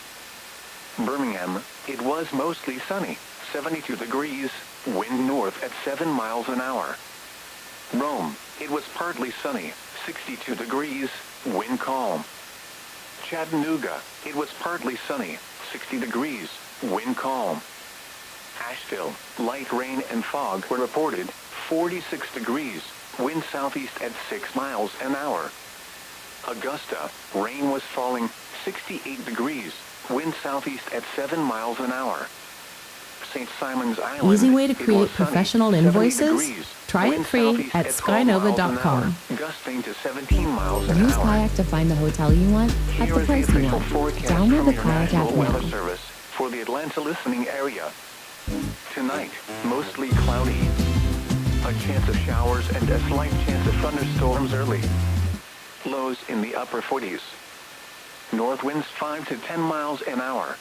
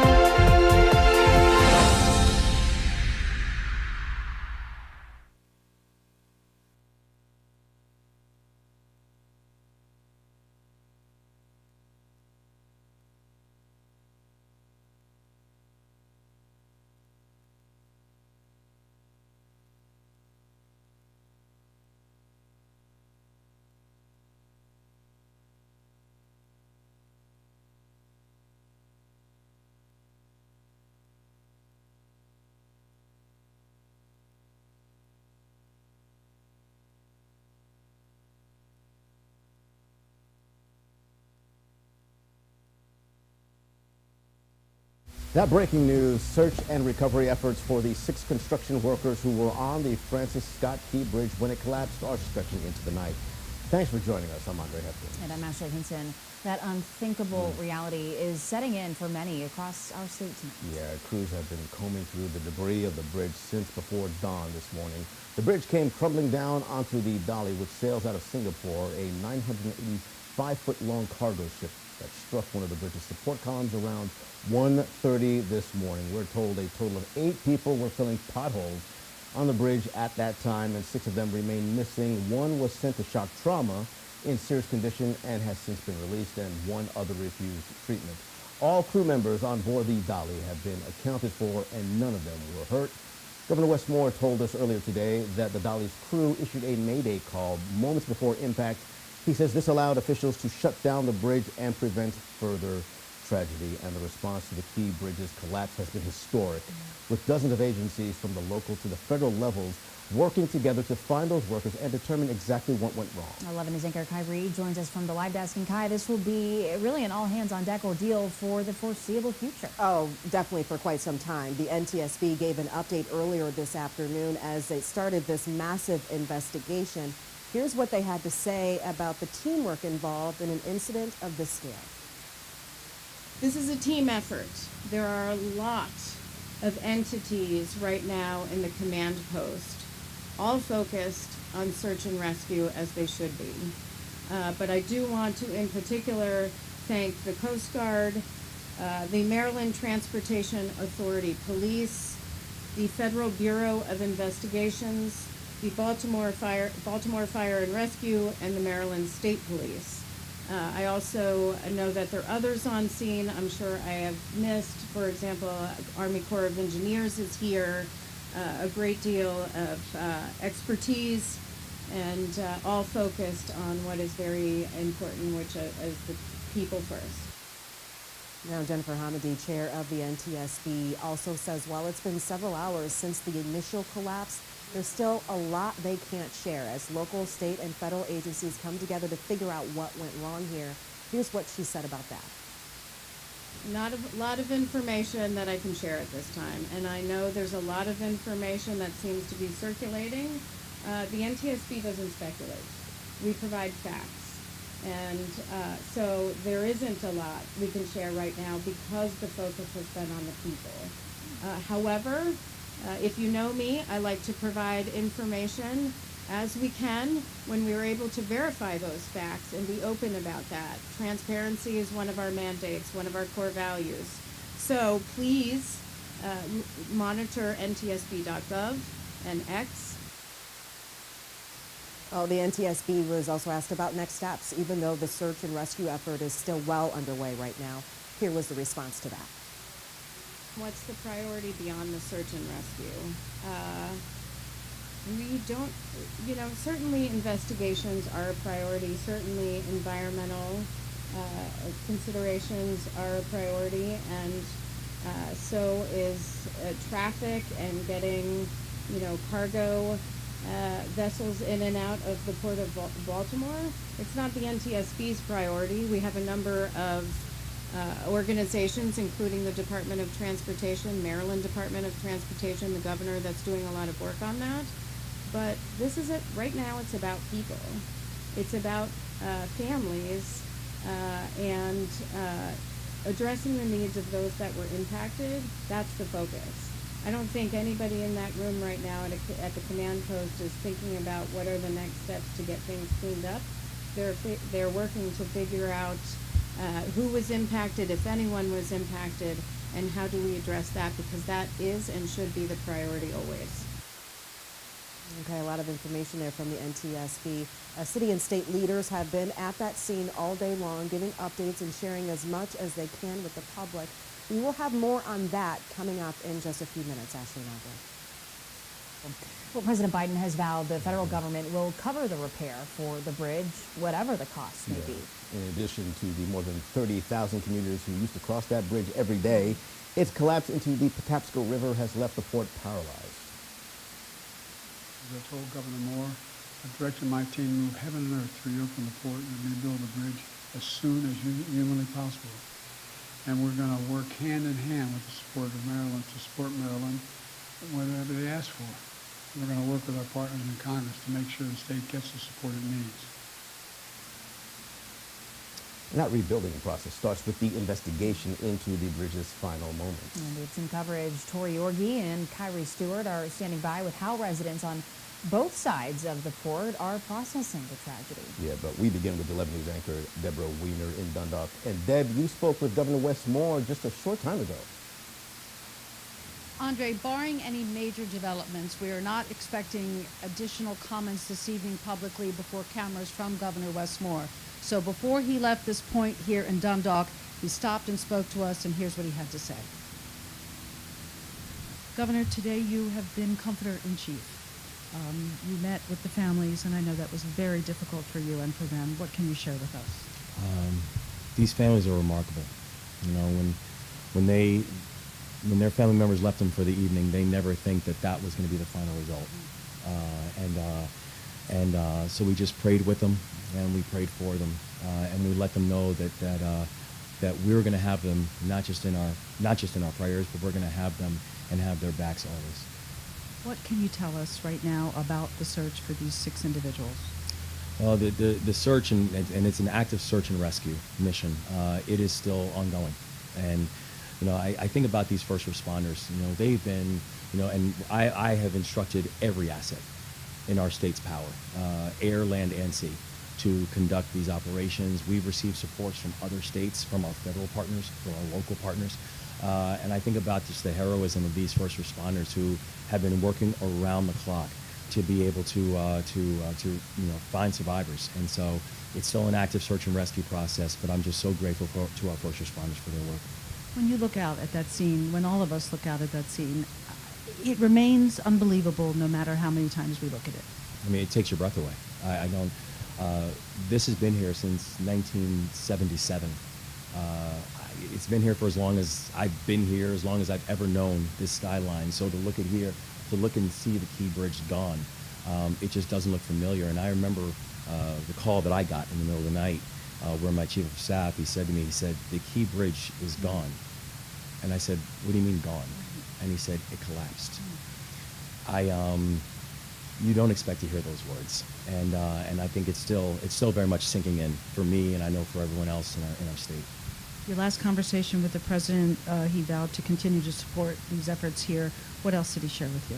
No, the president and their team have been spectacular. Literally from the middle of the night last night, I think Secretary Buttigieg called me at 3:30 in the morning to check on, to see what we needed.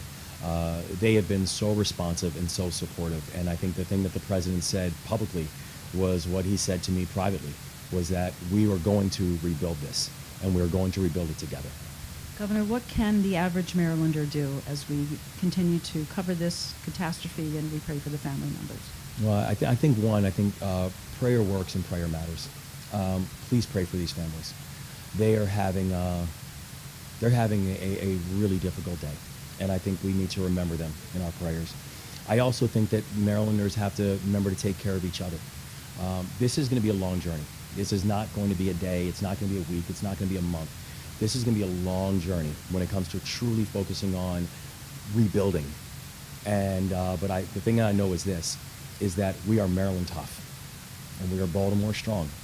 And as long as we do that and focus on that, we are going to be just fine. Governor Wes Moore, thank you. Thank you so much. Thank you. Governor Wes Moore, on what is no doubt one of the most difficult days as governor and one of the most difficult days for Maryland. I'll send it back to you guys. Our colleague and friend Deborah Weiner having a very sobering conversation with Governor Wes Moore about the federal, state, and local cooperation into the catastrophe of the Key Bridge collapse. And speaking of that collaboration, state, federal, and local, we want to go back out to our Deborah Weiner in Dundalk, and she's talking with Baltimore County Executive Johnny Olszewski. Deb, go ahead, take it from here. Yeah, thank you, Johnny Olszewski, who has been on the ground here since you got this call at 2 in the morning. What can you update us about? You had a very sobering conversation with some of the officers who were first on the scene. What can you tell me about that? Yeah, so after getting the call early from our fire chief, we spent most of the day both thanking our first responders who are doing incredible work, but I also learned of the heroism So we had a chance talking to some of the Maryland Transportation Authority officers, and we learned today through our briefings that between the Mayday that went out and the bridge collapse, it was a very short window, less than 2 minutes. So precious seconds, but these officers sprung right to action, and without flinching, without thinking, they moved to action. They were able to close both sides of the bridge, and I can't calculate how many lives they saved, but as tragic and as horrific as today has been, we know that the bravery of these officers surely saved additional lives and prevented this from being an even larger catastrophe. So we're already hearing sort of these glimmers of heroism and signs of hope in terms of what's happened. We did a joint service with Mayor Scott and others at Turner Station, not far from here. But just the spirit and the mood of even in this time of great sadness and sorrow and shock, there are these glimmers, and it's been pretty incredible to be a part of today, even as we pray for and are sad about those who we're still looking for. I was saying that no matter how many times we look out at this bridge, no matter how many times we look at that surreal video, it still, hours later, seems absolutely hard to fathom. Yeah, it's hard to believe that it's real. It's very painful and very personal for those of us who have experienced that bridge as a way of life. We cross it regularly. We fish under it. We go to school and jobs as a result of it. We know the port is fueled by it, and so we're very much focused on the rescue and the search mission right now still. But thinking down the road, it is just hard to fathom a skyline without the Key Bridge. It's hard to fathom not having that access. So it still very much seems unreal. I think a lot of folks are still in shock. And even as we're actively trying to address the rescue and the search, as we're trying to address the transportation needs and the challenges, even as we try to talk to the president and get the resources to reopen the port and to rebuild the bridge, it's still hard to believe that it actually happened today. Johnny Olszewski, thank you so much for talking to us. We appreciate you being here. Thank you. Thank you for making time for us. So here we are as the sun is setting on what is a day that where history was made. As history fell into the water behind us. A gentleman living over there said he lost a friend today, looking back at this bridge, which has meant so much to his family and his life. So we continue to pray for the families that are affected, and we wish them peace. I'm going to send it back to you guys. All right, Deborah, thank you. And coming up, few people were awake to see the bridge come down, but those that did were just horrified. And still ahead, we speak to a woman who saw the horror unfold. Easy way to create professional invoices? Try it free at skynova.com. Right before her eyes.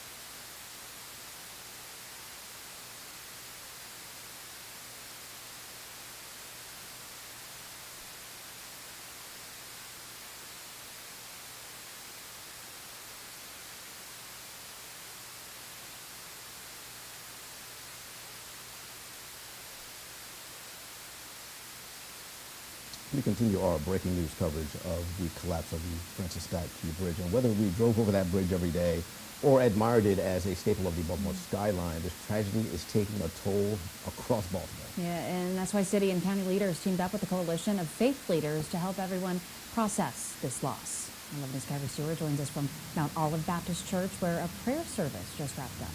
Kyrie? Yeah, that's right. You know, that prayer vigil that is started a little after 5 o'clock. It ended just before 6 o'clock.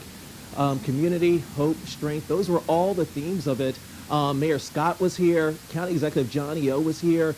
I'm telling you, it was a really good turnout of people. I want you all to take a look at some video we shot of it. Now, the whole thing started with just a song. You know, everybody came together, they sang, and then the pastor got up and he started to get people to pray and just talk about why it's important for everybody to come together and just to provide support for the community. You know, he talked about just the strength that Baltimoreans have in this area and talked about how we're going to get through this kind of thing. Mayor Scott also got up there as well. You know, he called this just an unthinkable tragedy, something we're all thinking right now. He said that we all need to come together and just lift up the families, the first responders. He thanked the clergy as well. County Executive Johnny O, he did the same thing, saying that we all need to pray for the families and just really uplift them. But one thing that really got me, and I mentioned this earlier, is when both Mayor Scott and County Executive Johnny O, they got to the front of the altar and just all of the clergy members, you know, all of the community leaders, they surrounded them and they really prayed for them. You know, that was probably the most touching moment of that entire prayer vigil. That's the part that really sticks out to me. You know, on top of that, Bill Ferguson, State Senator Bill Ferguson, he was here as well. And then you had different members from just other religions that came as well, just to talk about why it's important that community comes together, you know, to really help and really just keep the community going and just instill strength in everybody. So I want you all to take a listen to what the pastor had to say. We spoke to him before the service. Take a listen to what he had to say just about why it's important that we all come together to help the community here. I'm saddened by the lives that were affected by this. I know that we can get through it, but it's going to be a while. This was a very traumatizing situation, and so we're going to have to support this community for the days and weeks to come. And I'm joined here with two people who were actually at that service. What's your name? Stephen. Stephen, and what's your name? Oprah Clemens. Just tell me, well, first of all, I'm going to start with you, Stephen. You live right around the corner from here, and you told me that you can actually see the bridge from your house. Yes, I did. When I got up this morning and looked to my right, the bridge was no longer there. It was like an invisible spot. So I went to check the news to see what was going on, and yeah, tragedy, real bad. What's been going through your head all day? I can't imagine. Man, I've been praying for the families and the victims on that bridge, and just thinking about, you know, I could have been on that bridge, and my family could have been on that bridge. So, and then what can I do to help? So that's one of the things I was thinking about. I appreciate that. And you know, you really mentioned it yourself. You know, you could have been on that bridge. I know the president said that around 30,000 people take that bridge every day. You know, so it's just really unthinkable, just really what happened here. But again, the whole theme of really what happened here, the prayer vigil, was just hope, community, and strength. So we're going to continue to talk to people all around here. I'm going to send it back to you guys in the studio. All right, Kevin, thank you. The crash, though, it could be heard across South Baltimore and in the coastal communities from Curtis Bay all the way down into Anne Arundel County. So many places people A lot witnessed of this and people heard it. saw and heard what happened at 1:30 this morning. 11 News anchor Deborah Weiner joins us again live from Dundalk. And Deb, even the people who saw the Key Bridge collapse say they can't even believe what played out right before their eyes. Right before their eyes, as they were laying in bed, they said it felt like an earthquake, that their home shook. When we got here on the scene, I spoke to a woman who hadn't told her story yet. She said she was not comfortable yet speaking about it because it was so traumatic. And then I got to speak to Darlene, and she shared with me for the first time what that experience was like. Take a listen. My first thought was how many people were on the bridge when it collapsed. That was the first thought. Second thought was I was glad that Joe wasn't on the bridge at that time in the morning. It was tragic. It was just a tragic feeling. You know, your heart just sinks, you know, and you can look at it and you just still can't believe it. all of our hearts have sank today. She was talking about Joe, her partner, who takes that bridge every morning, and he usually takes it around 4:30 in the morning, and obviously did not traverse that route today. We want to thank Darlene, and we want to thank Joe, I've been calling him Will, I'm sorry. Darlene and Joe for sharing their story and for sharing their part of the world here in Dundalk as we cover this terrible catastrophe. We thank them for their kindness and for letting us use their restroom and just being part of their lives for this short period of time. We could not have done this here without them. So I'm going to send it back to you guys. Now, your WBAL TV 11 weather forecast with Chief Meteorologist Tom Tasselmeyer. Well, the weather's been fairly quiet today, but that's about to change a bit. You can see rain approaching us on radar now just to the west of Hagerstown, moving down into northern Virginia. Possibility of a few sprinkles tonight, but a better chance for showers as we head into tomorrow afternoon. Futurecast at 3 on Wednesday shows widespread showers and cool temperatures, and that will probably linger into Wednesday evening and maybe even the early morning or first half of the day on Thursday. But good news for the Orioles. Looks like as the day wears on Thursday, that rain will move closer to the coast and then finally offshore. So our rain chances for the Oriole game on Thursday are actually going down a bit.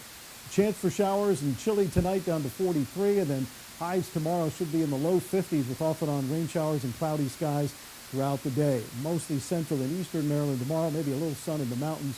Thursday, again, most of the showers go over to the eastern shore by afternoon. So the Oriole forecast looks a little better. Just a 30% chance of a couple showers and temperatures. Not too bad for opening day at Oriole Park. We'll be back with more news right after this. Well, hey, neighbor, another Wayfair day? You know it. New couch in just 2 days. The Wayfair word is out. Yes. Wayfair, you've got just what I need. This thing goes fast, right?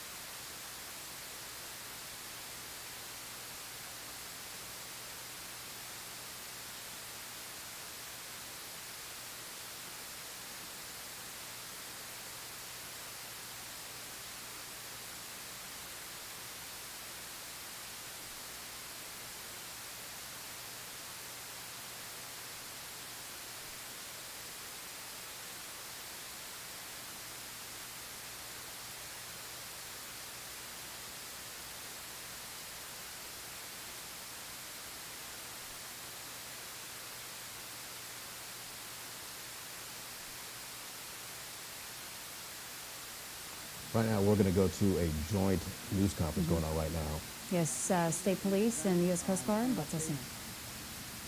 And after that, we'll be able to take a few questions, but we do need to keep it brief because we want to get these folks back to work. With that, I'd like to introduce Rear Admiral Shannon Doherty. Hey, good evening, everyone. First, I'd like to say thank you to all of the first responders that have come out today to assist in looking for these individuals. We've had tremendous support across the state and county and city and federal enterprise. You've seen for yourself the helicopters flying over, the small boats that are out there, the Coast Guard cutters out there, the boats that go back and forth bringing people out on scene to search for these individuals. So thank you to this entire community for helping in that regard. Second, I want to say thank you to the community for the outpouring of support to those first responders, and particularly the outpouring of support and prayers, support for the families of the 6 individuals. So I would like to announce tonight that based on the length of time that we've gone in this search, the extensive search efforts that we've put into it, the water temperature, that at this point we do not believe that we're going to find any of these individuals still alive. And so this evening at around 7:30, we are going to suspend the active search and rescue efforts. Coast Guard's not going away. None of our partners are going away, but we're just going to transition to a different phase. And so I'm going to turn it over to Colonel Butler, please. Good evening, and thank you all for being here. To echo the Admiral's comments here, we really appreciate the support from the community. To all the first responders here, we appreciate your patience and allowing us to do the best job possible and get the information as it comes up. At this point, as the Admiral said, we're going away from the search and rescue portion to a recovery operation. The changing conditions out there have made it dangerous for the first responders, the divers in the water. We will still have surface ships out overnight. At 0600 hours tomorrow, we are hoping to put divers in the water and begin a more detailed search to do our very best to recover those 6 missing people.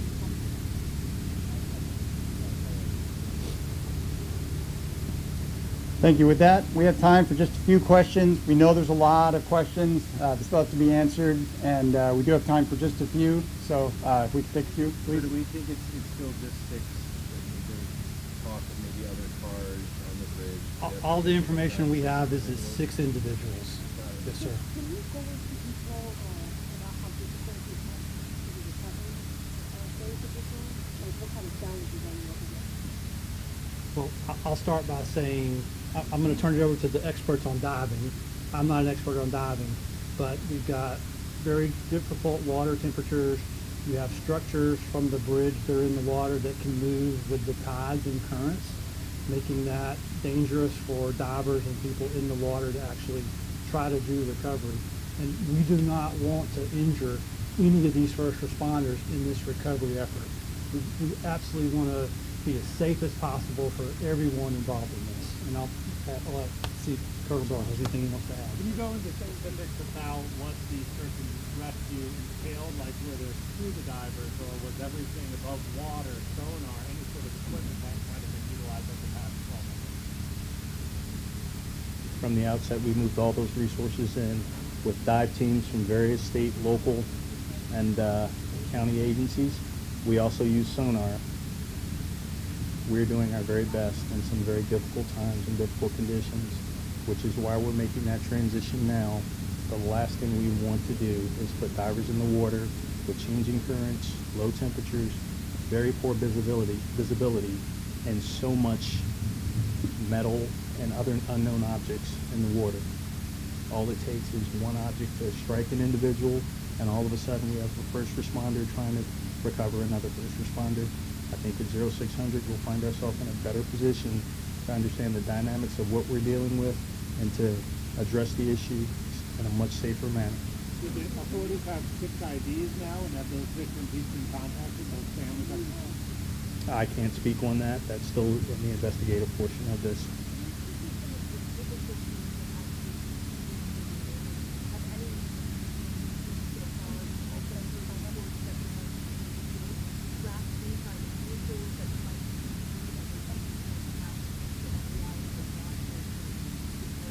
All of that is unknown at this point, and as I said, we have to cease operations. We can't start again until we can assure the safety of those divers and the rescue personnel that are going to participate in this. If we look at how challenging it is at a simple motor vehicle crash to extract an individual, I'm sure we can all imagine how much harder it is to do it in inclement weather, when it's cold, under the water, with very limited to no visibility.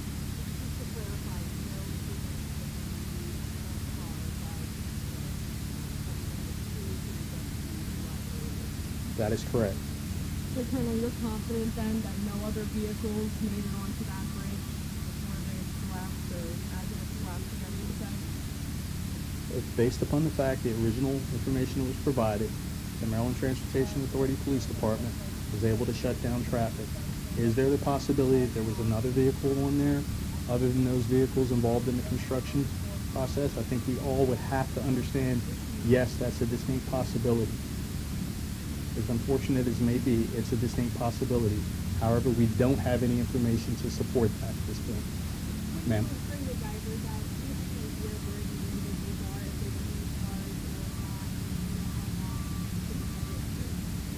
We do not know at this point.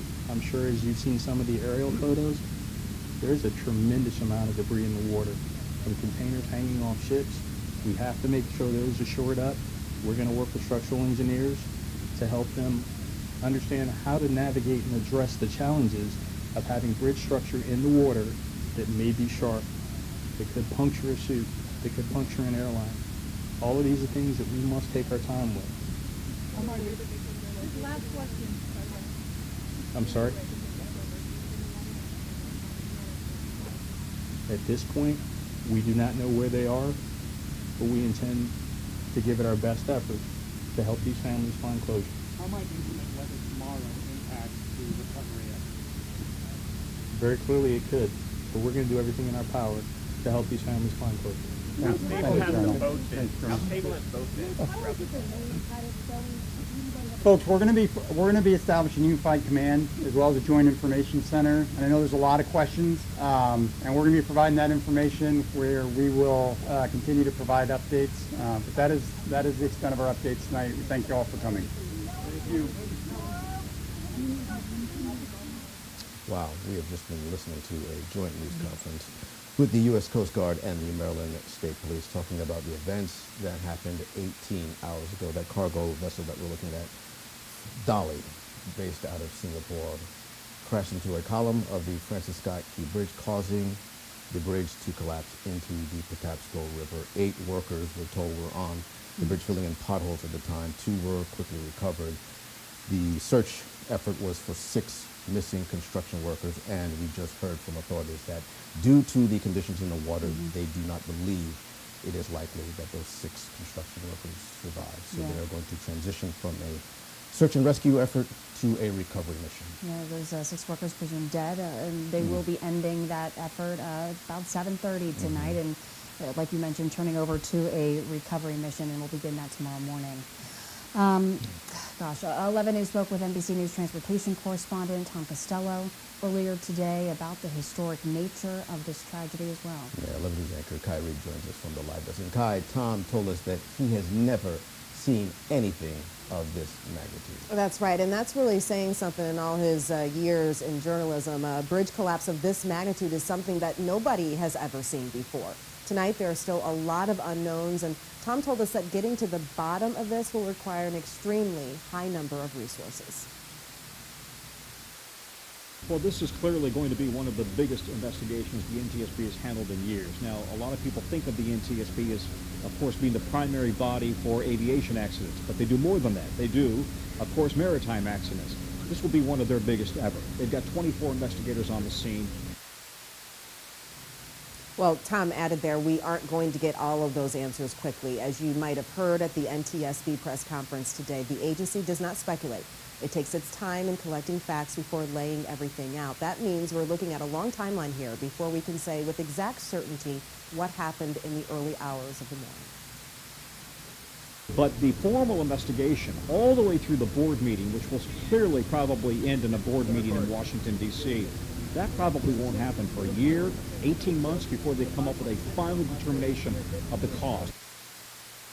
Well, in the meantime, NBC News has confirmed that the ship was investigated for propulsion deficiency years ago and previously had hit the port of Antwerp, and its hull was damaged. So Ashley and Andre, that is certainly information that there will be a lot of follow-up to get to the bottom of more information about this ship. Yeah, absolutely, Kai. And of course, this news comes as a shock to Baltimore, really. But for the sailing community, even outside of Baltimore and outside of Maryland, the Francis Scott Key Bridge, it was a major destination. The organization's Sailors for Sustainability passed by the bridge just yesterday as part of their circumnavigation. They took these photos just 7 hours before the collapse happened. Hard to believe. Just a beautiful shot there. You know, the calm atmosphere. It's really what the bridge looked like just yesterday afternoon. Such a juxtaposition of what we're seeing today. Earlier today, the U.S. Transportation Secretary, Pete Buttigieg, called it one of the cathedrals of American infrastructure. Yeah, huge deal. In the last 18 hours, that scene has obviously changed pretty drastically. Yeah, 11 News investigative reporter Tali Taylor joins us now to walk us through this catastrophe second by second. Hey guys, all right, so we're going to take you through the things that we noticed as the ship, the Dolly, makes its way towards the bridge and eventually collides. You can see here the Dolly already in pitch black. We're at 1:25 a.m. This is just about 3 minutes until it collides with the Key Bridge. You can see here everything totally black. As far as we can tell, traffic is moving normally at this stage. You can see the construction lights right here. This is where we believe the construction crew was. And again, traffic making its way across. Now, go back here. We're at almost 1:26 a.m. Some of the lights in the ship have started to come back on in the Dolly. You can't tell yet, but it's going to make a turn towards the superstructure right here. As of now, it's pointed in a different direction. And again, we have another truck making its way across, followed by a semi-truck after that. Looks like traffic moving normally. You have to wonder, as they looked out to the right, if it looked like the ship was on a collision course. We'll see if we can find those drivers, see what they were thinking. But you start to see the black smoke billowing out here. We're trying to figure out more information about what that black smoke indicates, if that was normal or if that was an issue. Now again, Governor Moore has told us that a Mayday alert went out from the ship. You can see it goes black here again. And that Mayday alert allowed officials and crews to stop vehicles from crossing the bridge. But that hasn't happened yet. We're at 1:26. We're about a minute and a half out until the collision happens. We have the last semi-truck making its way across. Again, lights here from the construction vehicles. Really, that's the only activity happening, right? We just have this one vehicle going across. We have the construction crews, and the ship is starting to make its final turn. This is where it's going to stay the course for the last minute before it collides.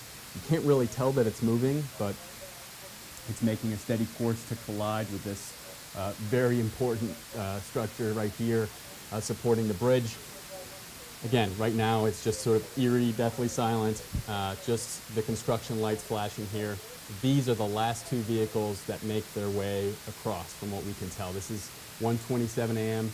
This is about a minute exactly before the bridge collapses. So these last two vehicles make their way across. Again, you have to wonder, as they're making their way across, they looked out to the right, have to wonder if they saw the ship coming, if they knew that it was going to collide, and if they drove a little bit faster as a result. So they make their way across here in the next couple seconds. You can see it's 1:28 a.m. and we're now just 30 seconds out from when the ship collides with the bridge. This is the Francis Scott Key Bridge, and you're going to see smoke billow out here. It's going to be a little grainy, but you'll see it happen, and then within 10 seconds, the entire structure will collapse. Now again, no cars whatsoever at this point. We're told this is because of efforts to clear the bridge because of a Mayday call, and you'll see here in just a few seconds, the smoke starting to come out, and then the bridge will collapse. It's going to happen right about now. You'll see the smoke start to come out here. There it is, coming out. 1, 2, 3, 4, 5, 6.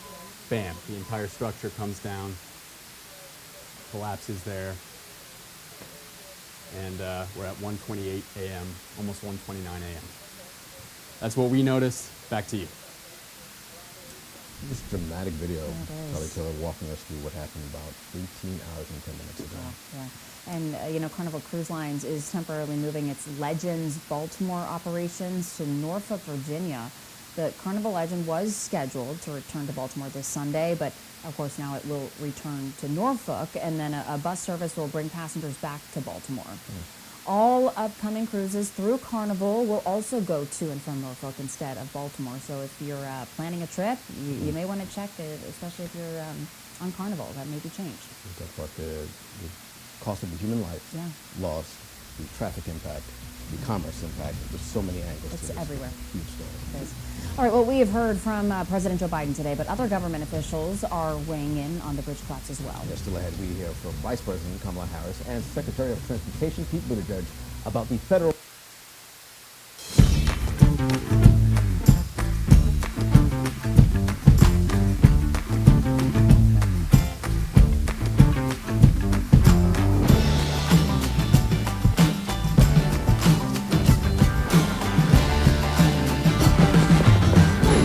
I said, get that moving!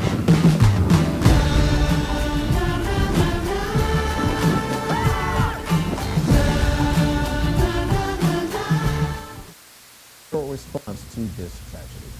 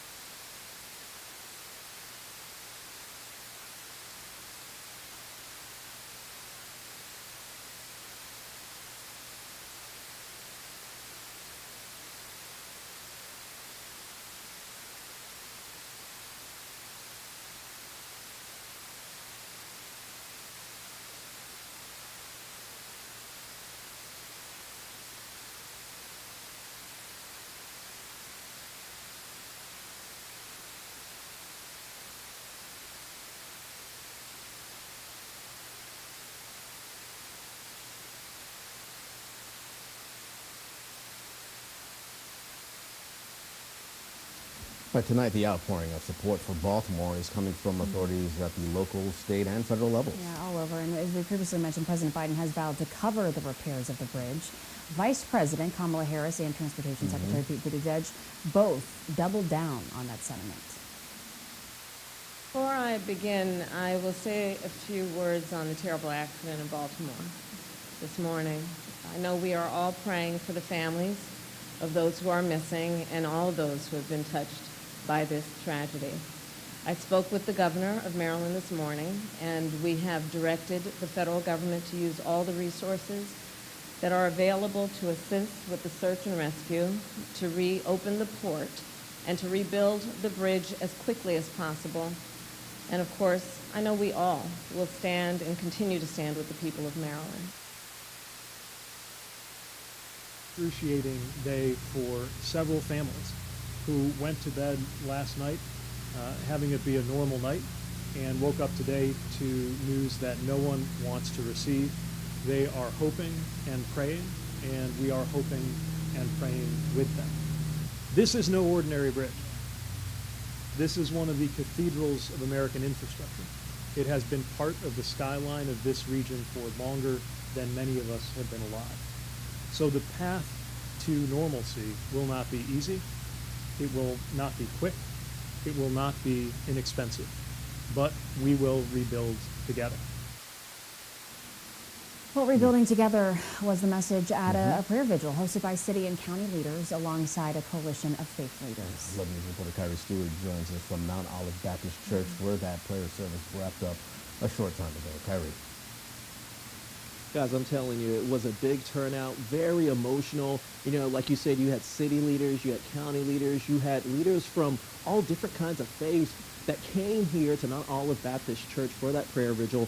I want you all to take a look. You know, this happened, it started a little after 5 and it ended right before 6. But like I said, very emotional time here. The pastor got on stage. You know, he wanted everybody just to pray for the families, pray for the first responders, and pray for the community as well. Mayor Scott got up there. He talked about why it's important for us to uplift the families and uplift the first responders.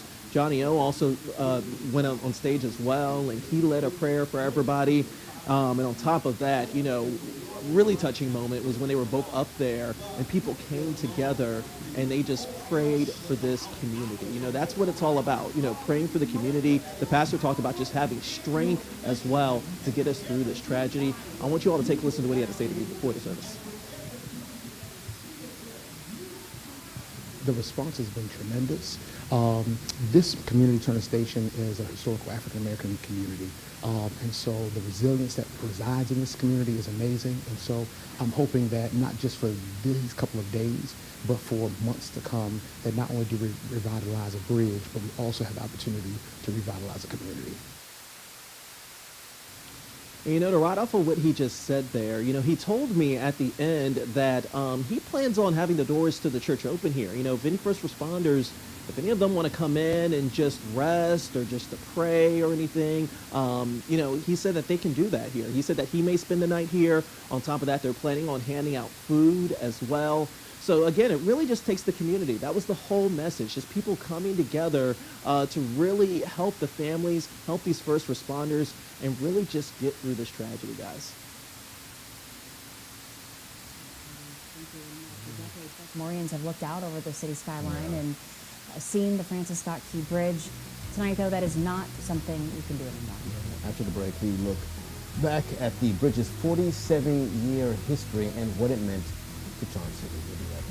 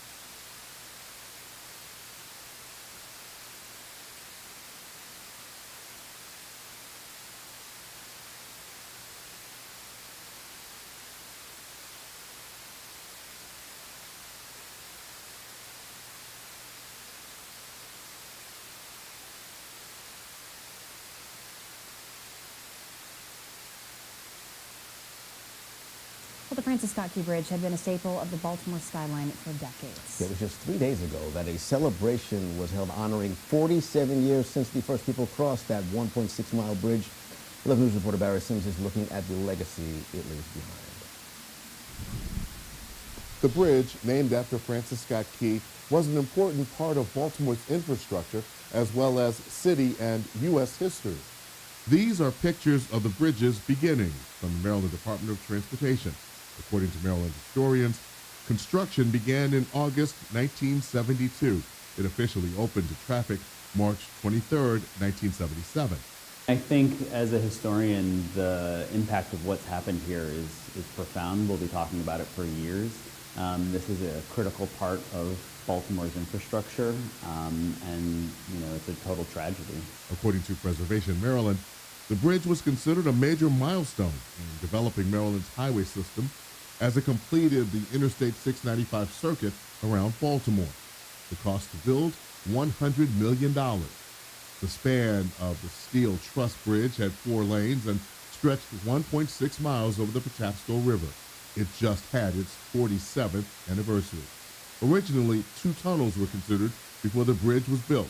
Originally, they had considered building 2 tunnels, and they built this bridge because it would be cheaper to build than a tunnel, but also they were concerned about being able to get hazardous materials across the harbor, and that's going to be a problem now, as we know, being able to move materials without this bridge there. Again, it was named after Francis Scott Key, who watched the bombardment of Fort McHenry during the War of 1812. It inspired Key to write the poem that inspired the Star-Spangled Banner, the national anthem. It's named the Francis Scott Key Bridge because it's believed that Key was about 100 yards away from it when he penned what would today become the Star-Spangled Banner back in September of 1814. And then on the other side of it is Fort Carroll, which you can see, which is a historic fort down below it. So it's a very historic part of the harbor, and it was from there that obviously not only today can you see Fort McHenry, but it was visible to Francis Scott Key, which is why it's named in his honor. Preservation Maryland's Nicholas Redding says that what's happened is going to have a profound impact. And he says that it's going to be an expensive endeavor to replace this important piece of infrastructure. Reporting from the newsroom, Barry Sims, WBAL-TV 11 News. The generally light winds throughout the day today, nearly calm at Sparrows Point last check with only a gust to 7 miles an hour. So light winds, cloudy skies, and cool temperatures, 50 degrees at Sparrows Point right now, 50 at the Naval Academy, 56 at the Inner Harbor at the Maryland Science Center, only 49 degrees up at Hereford, and some rain is approaching from the west. It's going to be the area of wet weather coming through over the next couple of days that might impact our Oriole home opener on Thursday afternoon. There's a slight chance of a couple showers tonight, only scattered activity and chilly temperatures into the low 40s. Then tomorrow, scattered showers become more widespread and numerous, especially from mid-morning into the early afternoon. But with the clouds and showers around, temperatures are going to fall short of normal. Our normal high is 59, probably only in the low 50s tomorrow. Sunrise behind cloudy skies at 6:58. Western Maryland gets some sun tomorrow, but we'll see showers from Baltimore to the eastern shore and all the way down to the coast for Wednesday. Thursday, a chance for showers, especially in the first half of the day, up until about noontime. After that, the rain begins to move closer to the coast, and we'll see maybe a little bit of clearing late in the day before the sun sets. And that timing now and the showers shifting over to the east a little quicker is good news for the Oriole game. It looks like a 30% chance of showers at 3 o'clock, so better chance that it doesn't rain than it does. Rain chances going down as the storm shifts a little farther east. The winds will be coming out of the north. That'll put temperatures down in the low 50s by 6 p.m., about the time the game is wrapping up. And then after that rain moves through, Friday's looking like a nice day with sunny skies. Still a little bit cooler than normal in many locations, but bright sunshine for Sunday. Heading into the weekend, a little warmer, partly to mostly cloudy on Saturday and Sunday, highs in the mid-60s, and we'll stay in the upper 50s and low 60s with a chance for rain early next week. We'll be back with more news coming up right after this. Easy way to create professional invoices? Try it free at skynova.com.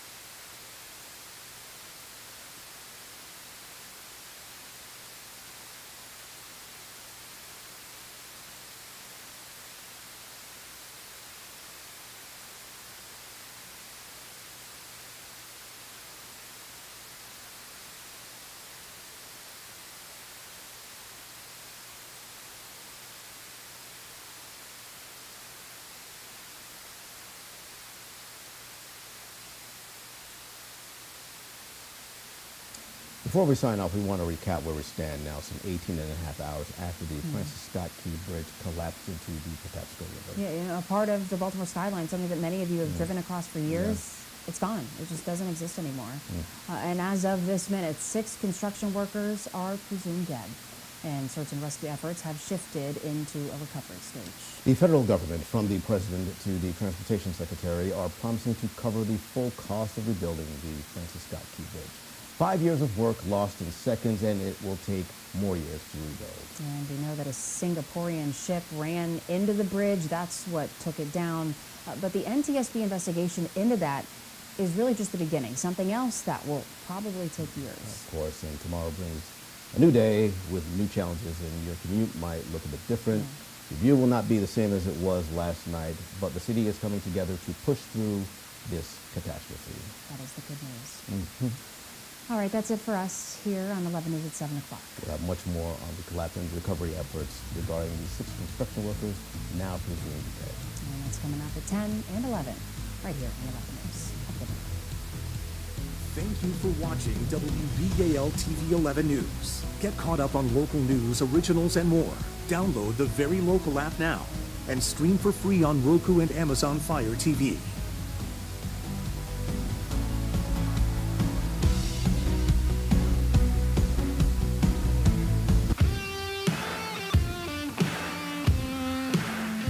Today, we're here at Baltimore's public Northeast Market. This place is packed full of vendors selling everything from the freshest seafood to the finest deli items. Our contestants, Chef Amy Hessel and Chef Sean Guy, will duke it out for today's Battle of the Bay Challenge.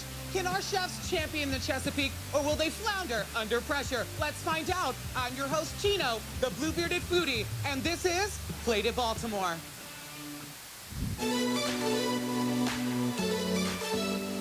I'm Amy Hessel. I'm the executive chef of the Tilted Row in Baltimore, Maryland. I came to the Tilted Row in 2022. At the Tilted Row, we have a focus on Mediterranean and Middle Eastern cuisine with a little bit of a Southern twist. I love taking world flavors and making them approachable to people who maybe would never have tried something if they've been exposed to it outside of these 4 walls. I want to win this competition because being able to compete against all of the chefs from a big city, I want to prove that I belong here and that I am one of their equals. My name is Sean Guy, and I'm owner, executive chef of Water for Chocolate. My style as a chef, I think it's a lot like my style as a person. Water for Chocolate is a vibe. It's a whole vibe. We're reservation only, but once you get in, we have the same mission, which is to blow their socks off. People expect a certain quality when they come here, and we try to provide that. I'm very competitive. My kids and I, we don't play Scrabble anymore, and we don't talk to each other in the car on the way to school the next morning if we do. So yeah, very competitive. Chefs, welcome to Northeast Market. As one of Baltimore's oldest markets, this place is a one-stop shop for so many folks. Are you all excited to be here? So excited. Very excited. Your goal is to buy all of the ingredients you'll need to make a 3-course meal.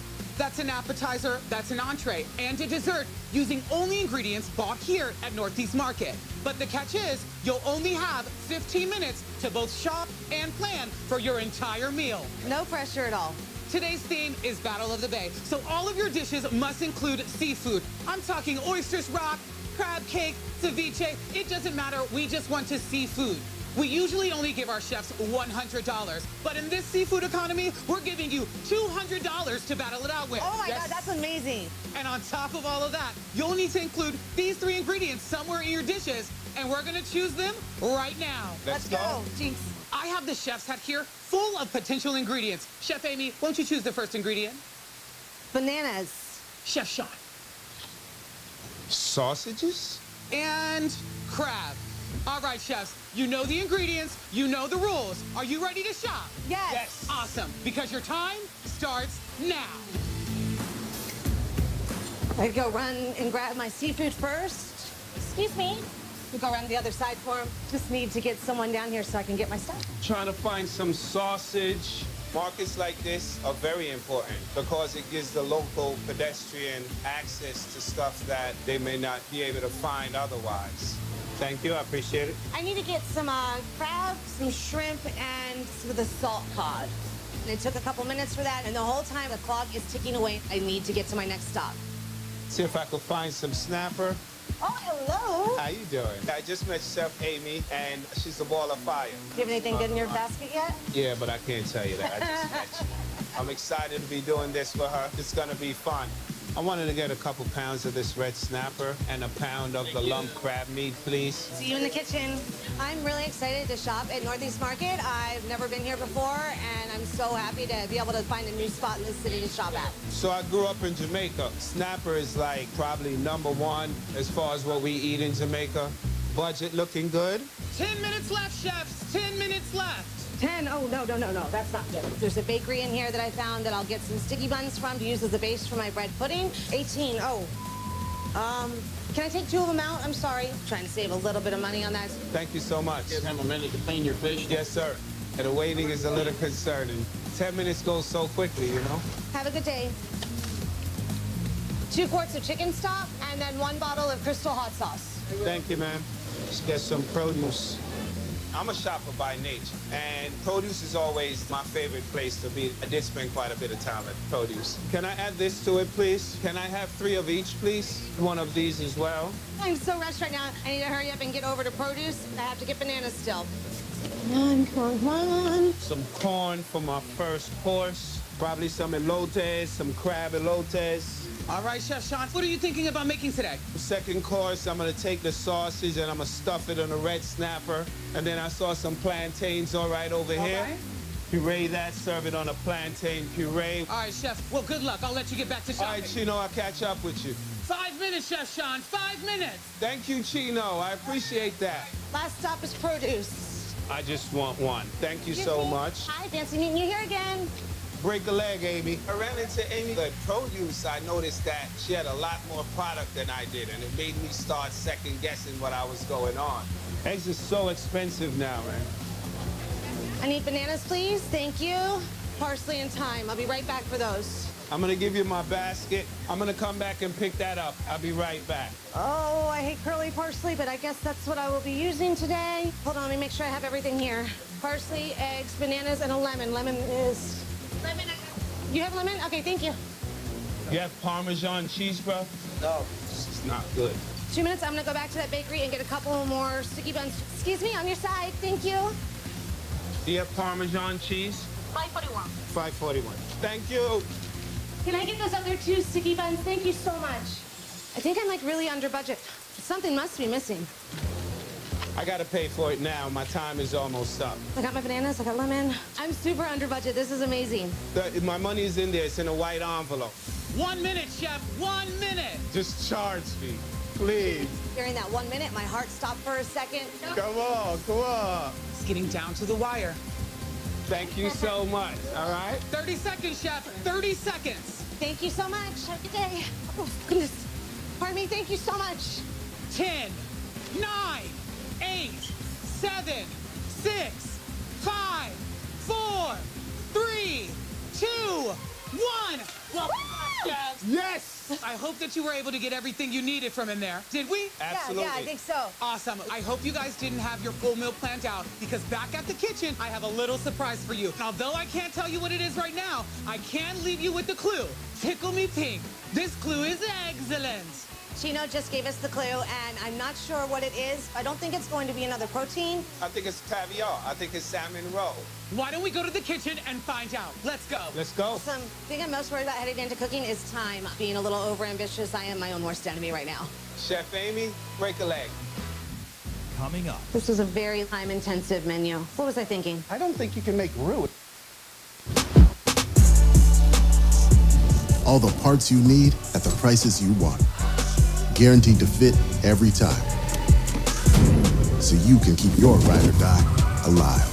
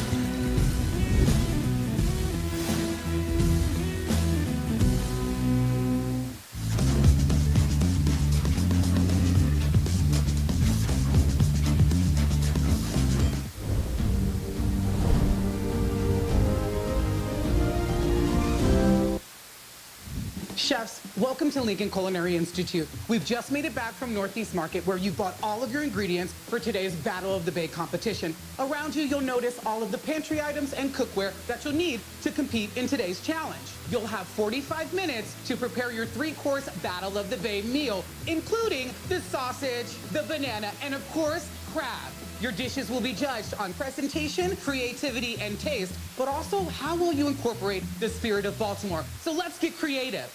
Joining us on the judges panel today, we have Jessica Formicola, author and owner of Savory Experiments. How you doing, Jess? I'm ready to eat. We also have local legend, Nick Showman, the owner of the Local Oyster in True Chesapeake. How we doing? Good to be here, man. Judges, what are we looking for from today's Battle of the Bay challenge? I am looking for somebody to really embrace all of the bounty of the Chesapeake Bay, not just the crab. I want to be wowed. Being the oyster guy, seafood's kind of my thing, so I'm just going to let the food do the talking and see what happens. The winner of this challenge will not only receive the tomato trophy and bragging rights all around Baltimore, but you'll also receive a donation to a charity of your choice in your name. Chef Sean, what have you chosen? I've chosen St. Francis Neighborhood Center in Reservoir Hill. They provide a safe space for kids while the parents go out and work. And Chef Amy, what charity have you chosen? I selected Baltimore Unity Hall. They provide for the underserved community of Central West Baltimore by providing workforce training, artist spaces, and co-working. Both of those sound like amazing charities. I can't wait to see who wins, and I can't wait to eat some delicious food. But before we get started, it's time to reveal your final surprise. Back at the Northeast Market, I left you all with a clue. Tickle me pink. This clue is excellent. Somewhere in your dishes, you must include salmon roe. Yes! Yes! Yes! Exactly what I thought it was. Yes! I'm looking at all of my stuff, trying to figure out where I can get it in, and I think I'm going to use it as a garnish. And with that, chefs, let's get cooking. I'm really worried about the 45 minutes to cook my meal. Hopefully everything comes together at the end and I can get all 3 dishes plated within the time. I'm very confident. Mom always told me I was him. I'm going to take that confidence into this competition, and I hope to win. Chefs, you have 45 minutes, and your time starts now.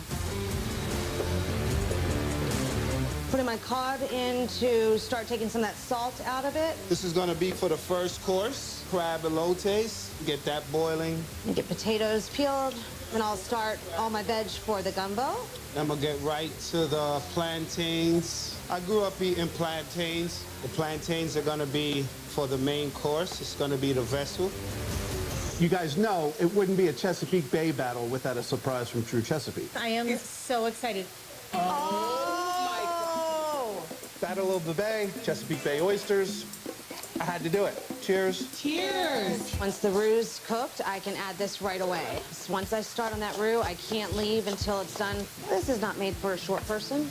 For my entree, I'm doing Baltimore-style gumbo. I'll be making a roux, adding my vegetables to that. I don't think you can make roux in 45 minutes. That's exactly what I was thinking.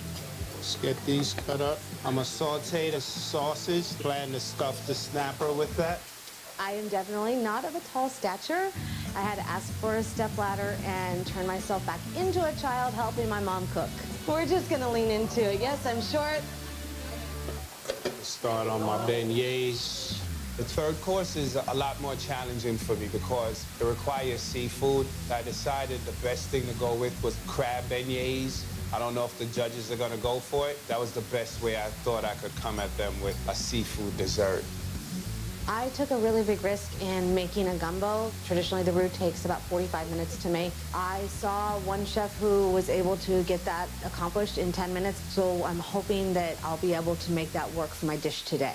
Hey, chefs, would either of you like some fresh shucked oysters? I would love one, please. Yes, please. When Nick shouted out that he had oysters, I was really excited because that would be a perfect accompaniment to my gumbo. This will bring you luck. All right.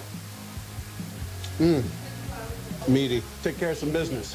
For my dessert, the bread pudding is going to take probably about a half an hour to cook, so I need to make sure that at that 30-minute mark, I am on my way over to the oven. Chef Amy, I'm coming at you with some oysters. I love you. My hands are going to be sticky in 2 minutes. How does a half dozen work for you? Thank you. Let's get it. 30 minutes, chef. 30 minutes. Heard. Yes, sir. Okay, we coming, Phil. Chef, Chef, have you made the beignet dough yet? No, I have not. It's incorporated with the crab. It's a savory beignet. All right, so I'm just breaking these up real quick. Chef Amy, how's it going? It's going. Bread pudding? Yes, bread pudding. And then I'm going to top them with an Old Bay caramel. Ooh, that sounds good. Where are the bananas going? Bread pudding? They're going in there. Look at that. Don't tell them I helped you. I won't. Okay. Good luck. Stupid bananas. Is this the plantain puree? Oh, is it going to work? Oh, no. No. So I lost a little bit of time. I've got to put these back in here, mash the banana. Yay! Here we go. Yes! I forgot to add the banana after I put everything in the ramekin, and I had to dump everything back into the bowl, and I lost 5 minutes of time on that. And I need to get these into the oven ASAP. I'm making the biggest mess on these. Just a little bit of brown sugar on top to brown up. Okay, off to the oven. 20 minutes. I'm totally panic-stricken. I still got 2 or 3 things going. I'm going with just judging it by eye. 20 minutes was panic time. I need to get the crab in, and that's going to go into the gumbo. Load these oysters into the gumbo as well. I'm so thankful for them today. Smells good over there, Amy. I'm looking over at Amy, and I'm hearing bread pudding. I'm hearing gumbo. I'm saying, okay, she's taking this challenge to another level. I've got to come right. So we're getting the snapper seasoned up here so we can stuff it and saute it off. Coming back for the cod. My appetizer is a Baltimore coddy. It's a very long-standing tradition of a Baltimore cod cake. Oh, there's bones all in here. Coming up. Pro tip, less talking, more cooking. It's going to be close. 70s. Lows in the mid-40s. Saturday and Saturday night, mostly clear. Highs in the mid-70s. Lows in the lower 50s. Sunday and Sunday night, partly cloudy. Highs around 80. Lows in the upper 50s. Monday and Monday night, mostly cloudy. Highs in the lower 80s. Lows in the lower 60s. Tuesday and Tuesday night, mostly cloudy. A chance of showers and a slight chance of thunderstorms. Highs in the upper 70s. Lows in the lower 50s. For more detailed weather, water, and climate information, please visit our website at weather.gov/Atlanta. Here is the hazardous weather outlook. This hazardous weather outlook is for portions of north and central Georgia. For tonight, isolated to scattered thunderstorms are possible across the far southeast portion of the outlook area tonight. The potential for severe thunderstorms is low, but a strong storm or two cannot be ruled out. And now the extended outlook for the period Wednesday through Monday. Showers and isolated to scattered thunderstorms are expected on Wednesday and Thursday, generally south and east of the I-85 corridor. The potential for severe thunderstorms is low, but a strong storm or two cannot be ruled out. Spotter information statement. Spotter activation will not be needed through tonight. The current time is 8:18 p.m. Eastern Daylight Time. The following reports of weather, temperature, and wind were taken at 8 p.m. Atlanta, it was cloudy. 60 degrees, dew point 58, relative humidity 92%. Wind east at 8 miles an hour. Pressure was 29.88 inches and rising. Around Atlanta, Chamblee, light rain was falling 53 degrees, wind variable at 3 miles an hour. Mableton, it was cloudy, 58 degrees, wind north at 3 miles an hour. Peachtree City, light rain and fog were reported, 62 degrees, wind southwest at 3 miles an hour. Lawrenceville, light rain and fog were reported, 50 degrees, wind northeast at 7 miles an hour. Kennesaw, it was cloudy, 55 degrees, wind east at 6 miles an hour. Elsewhere around the region, Athens, light rain was falling, 50 degrees, wind north at 6 miles an hour. Gainesville, it was cloudy, 50 degrees, wind east at 13 miles an hour, gusting to 20 miles an hour. Macon, it was cloudy, 64 degrees, wind northeast at 5 miles an hour. Columbus, light rain was falling, 64 degrees, wind variable at 3 miles an hour. Birmingham, it was partly cloudy, 68 degrees, wind northwest at 6 miles an hour. Rome, it was partly cloudy, 59 degrees, wind calm. Chattanooga, it was partly cloudy, 60 degrees, wind south at 5 miles an hour. Asheville, rain and fog were reported, 46 degrees, wind south at 6 miles an hour.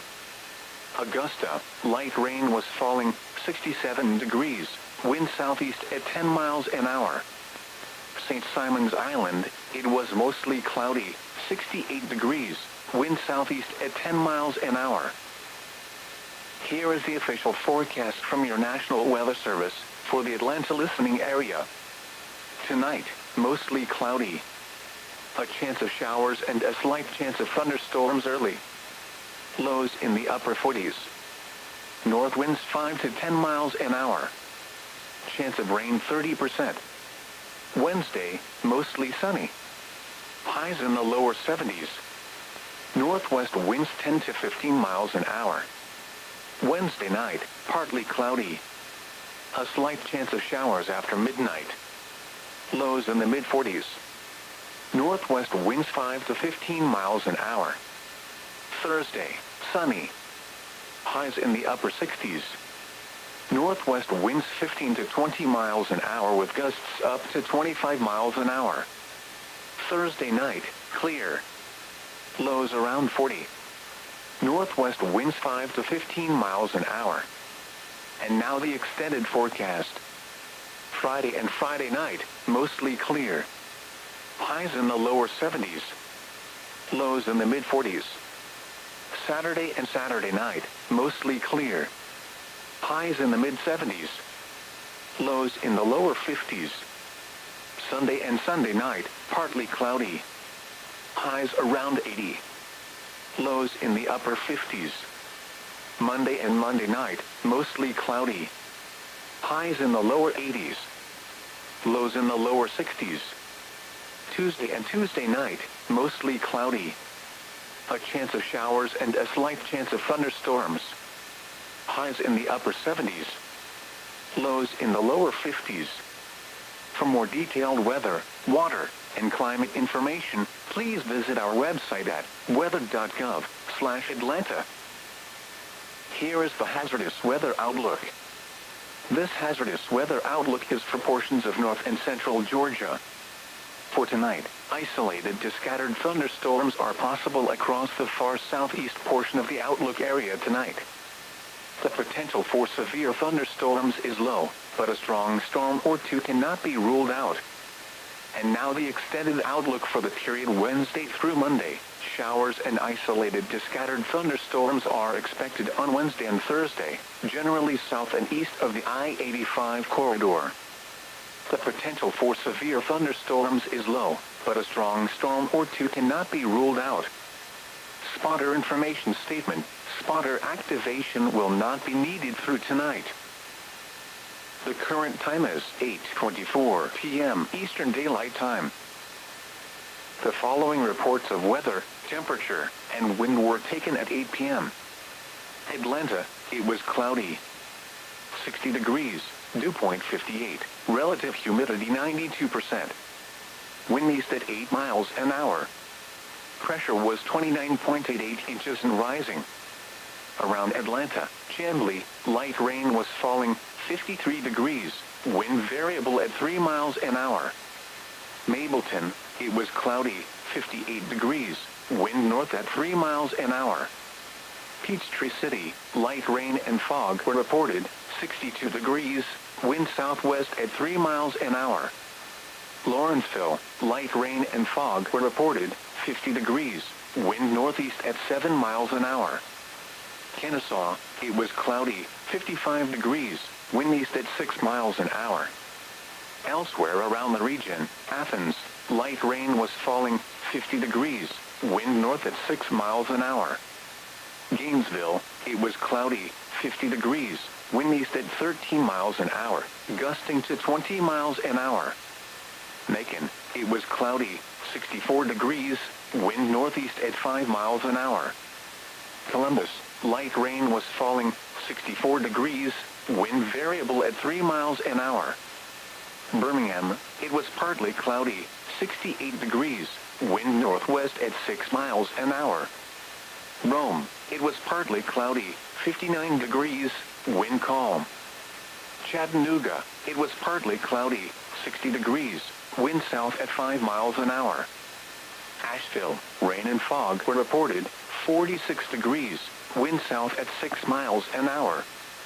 Augusta, light rain was falling, 67 degrees, wind southeast at 10 miles an hour. St. Simon's Island, it was mostly cloudy, 68 degrees, wind southeast at 10 miles an hour. Here is the official forecast from your National Weather Service for the Atlanta listening area.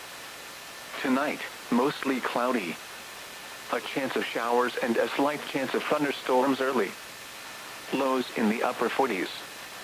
North winds 5 to 10 miles an hour. Chance of rain 30%. Wednesday, mostly sunny. Highs in the lower 70s. Northwest winds 10 to 15 miles an hour. Wednesday night, partly cloudy. A slight chance of showers after midnight. Lows in the mid-40s. Northwest winds 5 to 15 miles an hour. Thursday, sunny. Highs in the upper 60s. Northwest winds 15 to 20 miles an hour with gusts up to 25 miles an hour. Thursday night, clear. Lows around 40. Northwest winds 5 to 15 miles an hour. And now the extended forecast. Friday and Friday night, mostly clear. Highs in the lower 70s. Lows in the mid-40s. Saturday and Saturday night, mostly clear. Highs in the mid-70s. Lows in the lower 50s. Sunday and Sunday night, partly cloudy. Highs around 80. Lows in the upper 50s. Monday and Monday night, mostly cloudy. Highs in the lower 80s. Lows in the lower 60s. Tuesday and Tuesday night, mostly cloudy. A chance of showers and a slight chance of thunderstorms. Highs in the upper 70s. Lows in the lower 50s. For more detailed weather, water, and climate information, please visit our website at weather.gov/Atlanta. Here is the hazardous weather outlook. This hazardous weather outlook is for portions of north and central Georgia. For tonight, isolated to scattered thunderstorms are possible across the far southeast portion of the outlook area tonight. The potential for severe thunderstorms is low, but a strong storm or two cannot be ruled out. And now the extended outlook for the period Wednesday through Monday. Showers and isolated to scattered thunderstorms are expected on Wednesday and Thursday, generally south and east of the I-85 corridor. The potential for severe thunderstorms is low, but a strong storm or two cannot be ruled out. Spotter information statement. Spotter activation will not be needed through tonight. The current time is 8:29 p.m. Eastern Daylight Time. The following reports of weather, temperature, and wind were taken at 8 p.m. Atlanta, it was cloudy. 60 degrees, dew point 58, relative humidity 92%. Wind east at 8 miles an hour. Pressure was 29.88 inches and rising. Around Atlanta, Chamblee, light rain was falling, 53 degrees, wind variable at 3 miles an hour.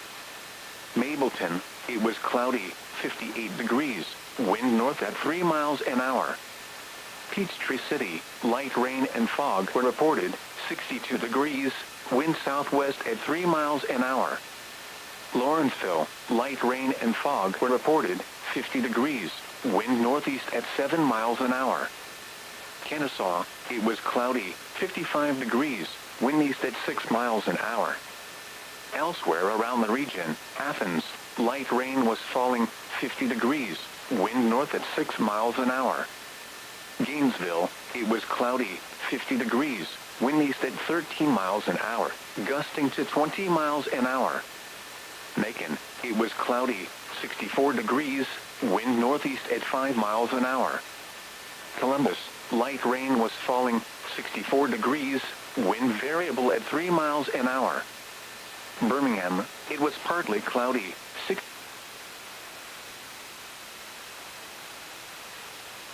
partly cloudy, 59 degrees, wind calm. Chattanooga, it was partly cloudy, 60 degrees, wind south at 5 miles an hour. Asheville, rain and fog were reported, 46 degrees, wind south at 6 miles an hour. To now factor in going about their everyday lives. So one woman that I spoke to said that her husband has been driving on this bridge for 45 years. That's a long time to have the same commute, right? Well, I asked her, I said, so what's going to happen now? Because obviously, you know, there's 3 different routes that you can go now. There's 2 tunnels that you can go, or you can just take the entire loop all the way around instead of cutting through right here on the bridge. And she lives just a street away from where I'm standing right now. But she said now it's going to add a whole extra hour. Her husband's going to have to wake up a whole extra hour just to get to work every single day. And you think about the over 30,000 commuters are on this bridge every day, and now they're going to have to reroute. So of course that's going to cause some traffic jams. That woman even said that for these tunnels, they're only so high. So now a lot of these trucks that are going to be going into these tunnels, they're going to have to account for that height and depend on, you know, exactly which way they need to go. All right, Chelsea Torres there live for us in Baltimore. Just a tragic inconvenience, to say the least. Chelsea, thanks so much. Thank you, Andrew.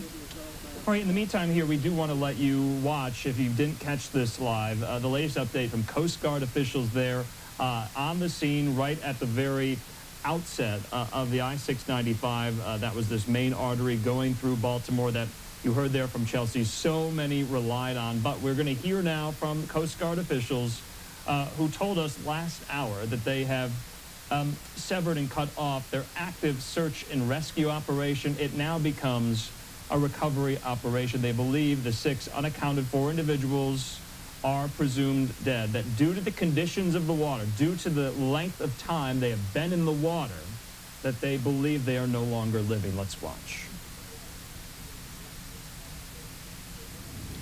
Good evening, everyone. My name is Lieutenant Luke Pinio with the U.S. Coast Guard, Public Information Officer. Today I'm joined with Rear Admiral Shannon Gilreath, Commander, 5th Coast Guard District, as well as Colonel Roland L. Butler, Superintendent, Maryland State Police. Tonight we're going to hear from a brief statement from each of them on current updates. And after that, we'll be able to take a few questions, but we do need to keep it brief because we want to get these folks back to work. With that, I'd like to introduce Rear Admiral Shannon Gilreath. Hey, good evening, everyone. First, I'd like to say thank you to all of the first responders that have come out today to assist in looking for these individuals. We've had tremendous support across the state and county and city and federal enterprise. You've seen for yourself the helicopters flying over, the small boats that are out there, the Coast Guard cutter that's out there, the boats that go back and forth, bringing people out on scene to search for these individuals. So thank you to this entire community for helping in that regard. Second, I want to say thank you to the community for the outpouring of support to those first responders, and in particular the outpouring of support and prayers and support for the families of the 6 individuals. So I'd like to announce tonight that based on the length of time that we've gone in this search, the extensive search efforts that we've put into it, the water temperature, that at this point we do not believe that we're going to find any of these individuals still alive. And so this evening at around 7:30, we are going to suspend the active search and rescue efforts. Coast Guard's not going away. None of our partners are going away, but we're just going to transition to a different phase. And so I'm going to turn it over to Colonel Butler, please. Good evening, and thank you all for being here. To echo the Admiral's comments here, we really appreciate the support from the community. To all the first responders here, we appreciate your patience in allowing us to do the best job possible and get the information as it comes up. At this point, as the Admiral said, we're going away from the search and rescue portion to a recovery operation. The changing conditions out there have made it dangerous for the first responders the divers on the water. We will still have surface ships out overnight. At 0600 hours tomorrow, we are hoping to put divers in the water and begin a more detailed search to do our very best to recover those 6 missing people. Yes, thank you. With that, we have time for just a few questions. We know there's a lot of questions that still have to be answered, and we do have time for just a few. So if we could take a few, please. So do we think it's still just 6? That there's talk of maybe other cars on the bridge? All the information we have is 6 individuals. Got it. Yes, sir. Can you go into detail about how difficult this might be for the recovery phase of this now? Like, what kind of challenges are you up against? Well, I'll start by saying I'm going to turn it over to the experts on diving. I'm not an expert on diving, but we've got very difficult water temperatures. You have structures from the bridge that are in the water that can move with the tides and currents, making that dangerous for divers and people in the water to actually try to do recovery. And we do not want to injure any of these first responders in this recovery effort. We absolutely want to be as safe as possible for everyone involved in this. And I'll let see if Colonel Brown has anything he wants to add. Can you go into specifics about what the search and rescue entailed? Like, were there scuba divers, or was everything above water, sonar, any sort of equipment that might have been utilized over the past 12 hours? From the outset, we moved all those resources in with dive teams from various state, local, and county agencies. We also use sonar. We're doing our very best in some very difficult times and difficult conditions, which is why we're making that transition now. The last thing we want to do is put divers in the water with changing currents, low temperatures, very poor visibility, and so much metal and other unknown objects in the water. All it takes is one object to strike an individual, and all of a sudden we have a first responder trying to recover another first responder. I think at 0600 we'll find ourselves in a better position to understand the dynamics of what we're dealing with and to address the issue in a much safer manner. Did the authorities have 6 IDs now, and have those victims each been contacted, those families, I should say? I can't speak on that. That's still in the investigative portion of this. Can you speak to some of the difficulties in actually retrieving the remains? Have any remains been retrieved so far? We've also heard reports that there might be individuals trapped inside of vehicles, that there might be debris that has made it more challenging for FBI and other law enforcement to deploy. All of that is unknown at this point, and as I said, we have to cease operations. We can't start again until we can assure the safety of those divers and the rescue personnel that are going to participate in this.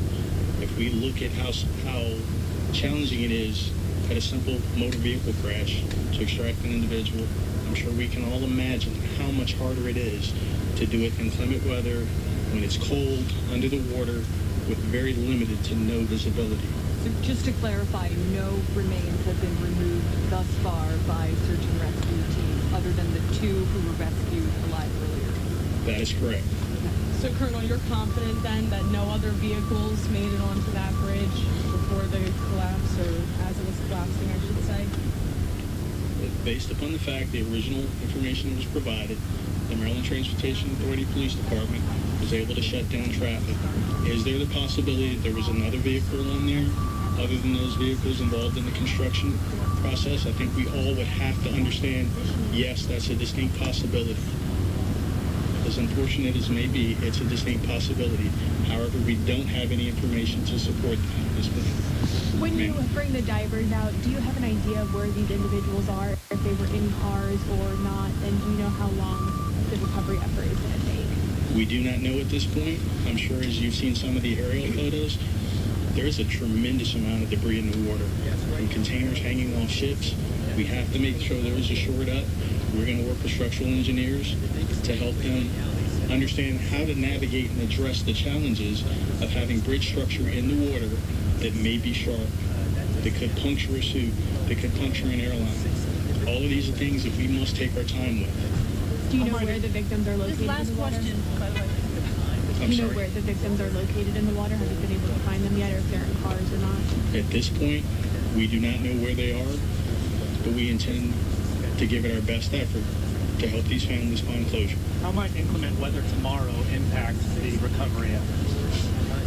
Very clearly it could, but we're going to do everything in our power to help these families find closure. And how stable has the boat been? How stable has the boat been? Miss, how do we get their names, title, spelling? Does anybody have? Folks, we're going to be.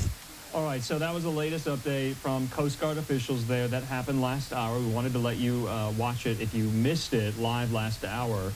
Well, the news out of that, the headline out of that was that the search and rescue operations for these 6 individuals who were identified as unaccounted for, now that has transitioned into a recovery operation. They believe those 6 individuals are deceased due to the length of time they've spent in the water and the conditions there in the river and in the air. All right, in the meantime here, we want to just take a quick commercial break. When we come back, though, we are going to Los Angeles. We are giving you the latest update in the Diddy legal saga. Sean Combs, the music mogul, rapper, icon, and star there, is really in hot water after 2 of his homes were raided yesterday, one in L.A., one in Miami, in relation to an ongoing federal sex trafficking investigation. Well, we're going to hear from some of our Fox 11 friends there in Los Angeles about on day 2. What has happened? How has this story moved since yesterday when we brought it to you live? We'll have that and more in 2 minutes. Do you want an easy way to create professional invoices?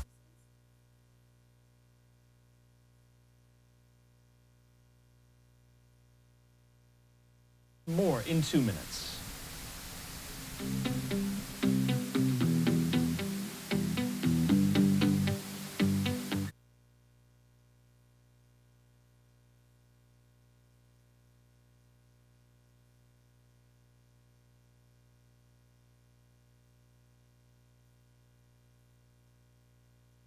Lows in the upper 40s. North winds 5 to 10 miles an hour. Chance of rain 30%. Wednesday, mostly sunny. Highs in the lower 70s. Northwest winds 10 to 15 miles an hour. Wednesday night, partly cloudy. A slight chance of showers after midnight. Lows in the mid-40s. Northwest winds 5 to 15 miles an hour. Thursday, sunny. Highs in the upper 60s. Northwest winds 15 to 20 miles an hour with gusts up to 25 miles an hour. Thursday night, clear. Lows around 40. Northwest winds 5 to 15 miles an hour. And now the extended forecast. Friday and Friday night, mostly clear. Highs in the lower 70s. Lows in the mid-40s. Saturday and Saturday night, mostly clear. Highs in the mid-70s. Lows in the lower 50s. Sunday and Sunday night, partly cloudy. Highs around 80. Lows in the upper 50s. Monday and Monday night, mostly cloudy. Highs in the lower 80s. Lows in the lower 60s. Tuesday and Tuesday night, mostly cloudy. A chance of showers and a slight chance of thunderstorms. Highs in the upper 70s. Lows in the lower 50s. For more detailed weather, water, and climate information, please visit our website at weather.gov/Atlanta. Here is the hazardous weather outlook. This hazardous weather outlook is for portions of north and central Georgia. For tonight. These major stories today, and then, of course, happening in Baltimore, Maryland, overnight. This massive 95,000-ton cargo ship, the MV Dolly, traveling there out of the port of Baltimore at around 10 miles per hour, between 8 to 9 knots. And then its propulsion system going dark, the power going out, and it crashed into the Francis Scott Key Bridge. We have cell phone video of the moment of the crash. Take a look at this. And if you've been following this story all day, much like us, you know, and you've been probably talking to your family and friends, that, and I don't like this cliche, but I'm going to use it, it looks like a scene out of a movie. It really does. You know, it collapsed immediately there, you see. This bridge that's more than 50 years old, that's a key artery. It's a main thoroughfare for so many Baltimore residents.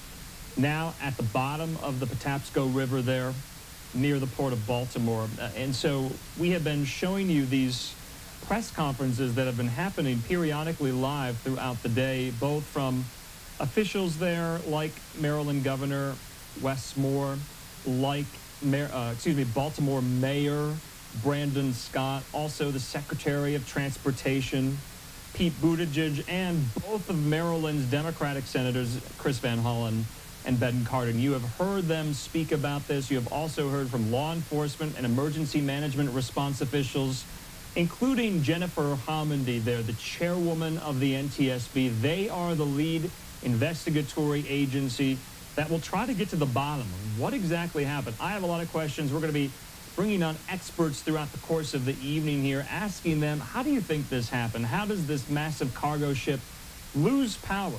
And so then, of course, we're going to get into some of the recovery operations as well. So back out live there to this shot. And we'll be on the lookout if there are any more press conferences later tonight.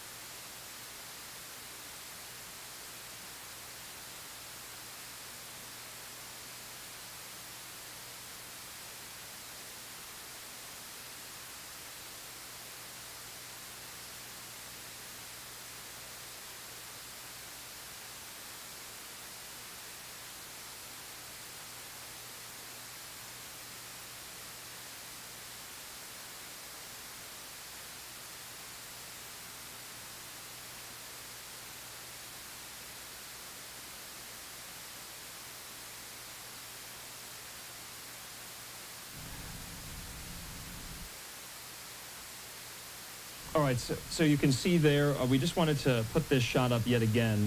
This is kind of where a lot of these press conferences have been happening throughout the course of the day there in Baltimore, Maryland. So we want to thank you for bearing with us here. It's a major story that we're going to continue to stay on top of on this Tuesday night.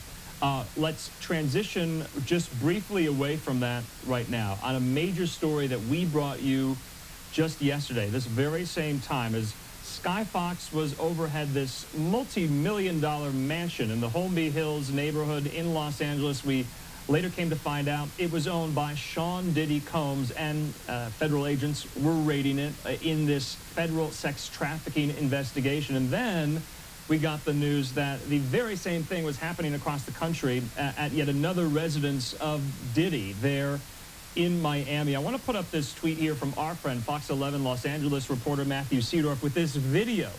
He shot this today. He said a car just left Diddy's LA home without a rear license plate. It's been very quiet outside this house today. I had been asking some of our experts and reporters yesterday if we would be hearing from anyone from Diddy's side of this, his lawyers, spokespeople, what have you. We'll have more on that in just a moment. In the meantime, we want to go out there to the Holmby Hills area in Los Angeles. Matthew Seedorf at Fox 11 in Los Angeles standing by, and he joins me. You know, Matthew, you've been on this story all throughout the course of the day, and I think there's been some developments, so to speak. If you could get us up to speed, what do we know today that we did not know yesterday?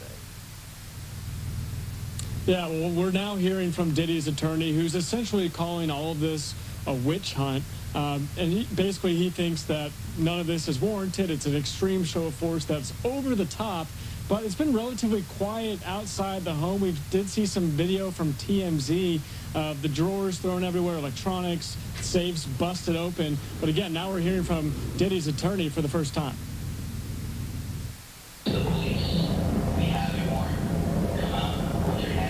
New exclusive video from Monday's raid outside rapper Sean Diddy Combs' home in Holmby Hills. federal agents with guns and shields at properties in Los Angeles and Miami. More people coming out. Fox 11 first breaking this report, part of an ongoing federal sex trafficking investigation.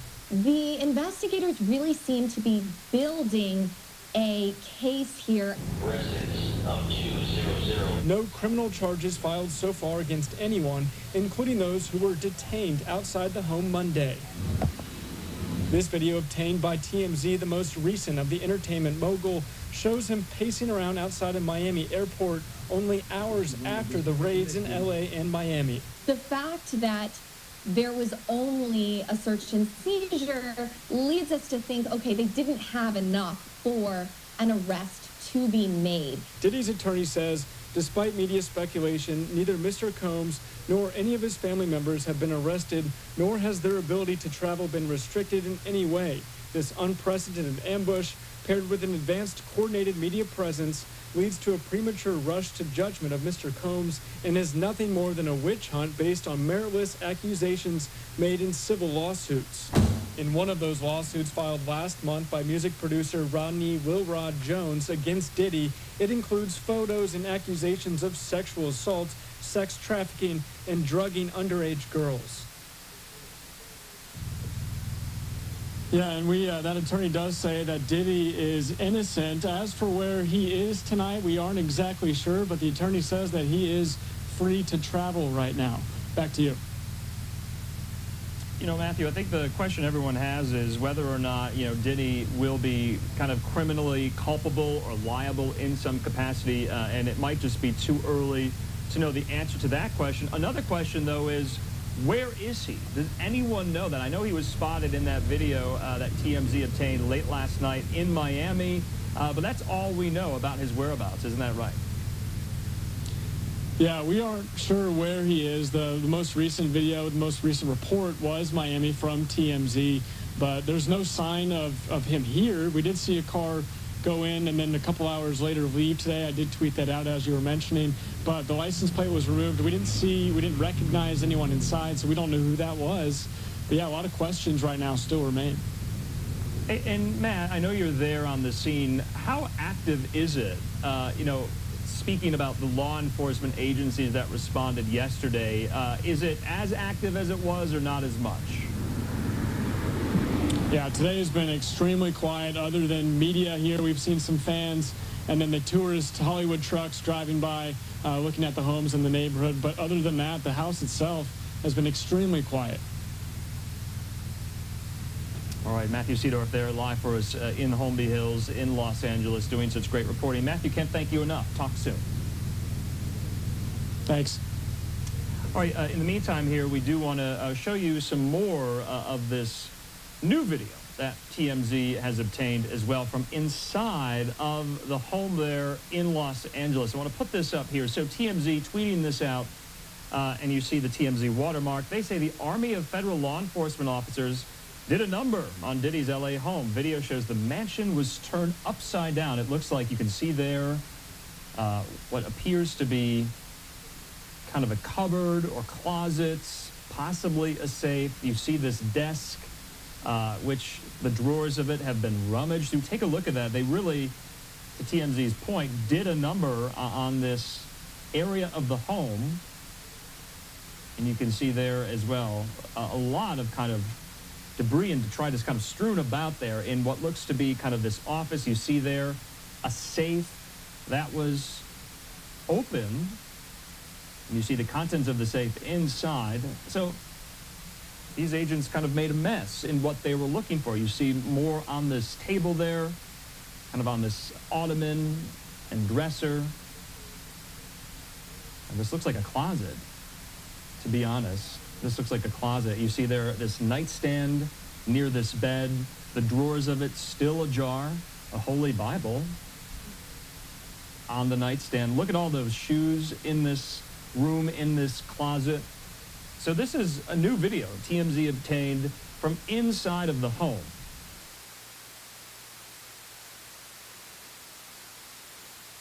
So in the meantime, we did speak to TMZ earlier today. My colleague, Andy Mack, talked about how this is going down in the entertainment community and what might happen next. Here's this interview. Let's watch. All right, welcome back in here to Live and Now from Fox. I am Andy Mack. Let's continue on with one of the biggest stories as we head into the Major League Baseball season.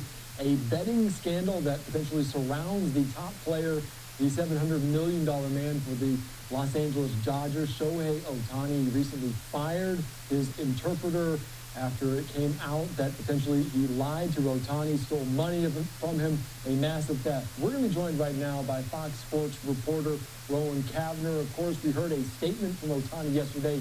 You were in the room where it happened. Maybe what did you learn from yesterday? And most importantly, do we believe Ohtani? Yeah, I mean, I think the biggest thing we learned is just how adamantly Ohtani denied it. I mean, he spoke for nearly 12 minutes. He very easily, we heard it was going to be a statement. At first, we thought he was going to be taking questions. That didn't end up being the case, but... All right, so we apologize there.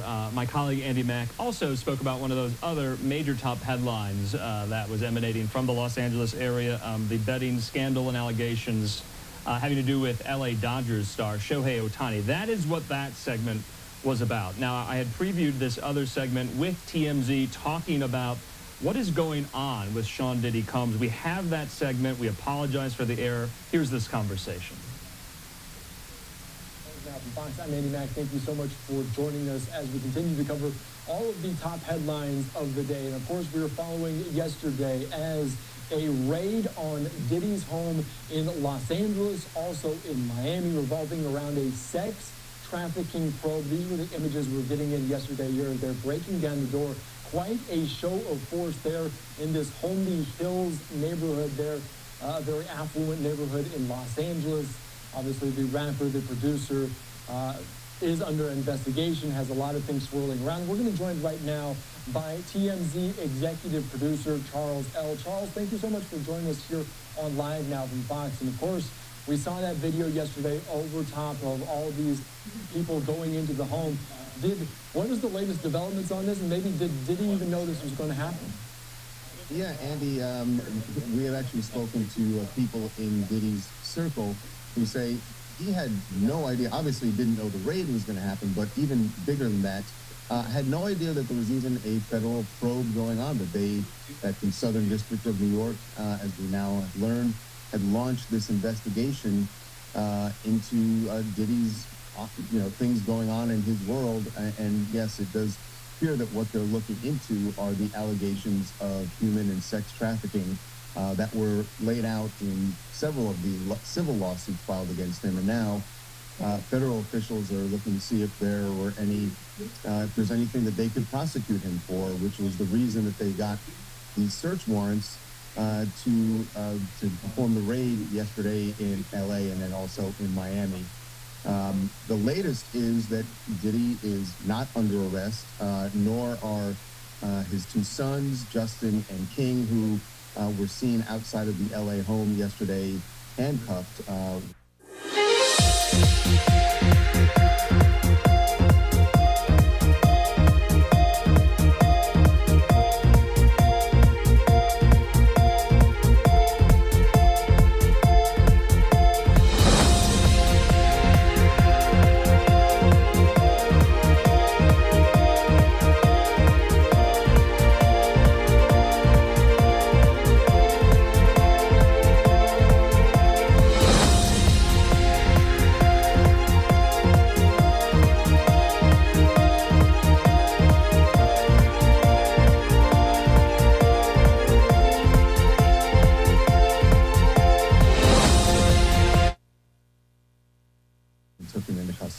Yeah, and those are some wild developments, and obviously lots of rumors swirling around there, and you put a lot of those to rest. Kyle, how is the community there, the celebrity community, people in Los Angeles, how are they reacting? Have we heard anything on social media or other chatter from other potential celebrities about what happened potentially to Diddy? Well, anytime that Diddy has any interaction with law enforcement, you can count on 50 Cent jumping on top of it and trolling him. 50 has said that he is actually producing a documentary, a docuseries, much like the Surviving R. Kelly. He has envisioned something like that regarding the allegations around Diddy. So as soon as the raids began yesterday. 50 Cent was posting all sorts of things, trolling him, saying, look, they're going to take Diddy down now, and I told you. That's the tone of what 50 is putting out there. You don't hear a lot of other people saying much about it, and that's not shocking. You know, celebs tend to not want to dance on someone else's grave when they're the ones that are in the crosshairs of law enforcement, because they never know when it's going to be them. So not a lot of celeb reaction beyond 50 Cent troll. Yeah, a lot of those allegations are serious. You imagine people want to be a little cautious with them as well. Right. In terms of just this legal process, and of course the raid goes down, it's kind of a big show of force in both Los Angeles and Miami. Maybe what's next for Diddy, both in the legal process and throughout these other allegations? Well, as far as the legal process, really, now that he's aware that the Southern District of New York, that the feds are actually investigating him, he's got to wait, kind of sit back and see what happens. What did they find in this raid, if anything, and do they have any evidence that they could actually, charge him with something? At this point, like you said, he's not arrested, has not been charged with anything. I'm just, so Diddy and his attorneys are sitting back and waiting for that, and then that will help them decide what their next move is going to be.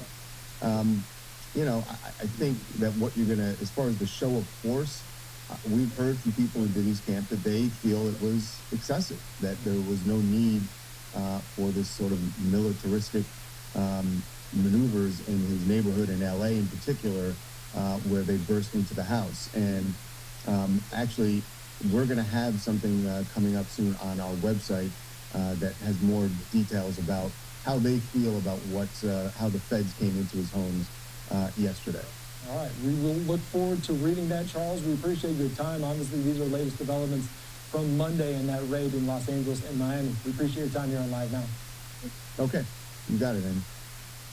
All right, so great conversation there about where this story goes from here. We do have the full statement in from Diddy's lawyer. I want to read that out here. Take a look at this. So this goes as follows. Yesterday, there was a gross overuse of military-level force as search warrants were executed at Mr. Combs' residences. There's no excuse for the excessive show of force and hostility exhibited by authorities or the way his children and employees were treated. Mr. Combs was never detained, but spoke to and cooperated with authorities. Despite media speculation, neither Combs nor any of his family members have been arrested, nor has their ability to travel been restricted in any way. This unprecedented ambush, paired with an advanced, coordinated media presence, leads to a premature rush to judgment of Mr. Combs and is nothing more than a witch hunt based on meritless accusations made in civil lawsuits. There's been no finding of criminal or civil liability with any of these allegations.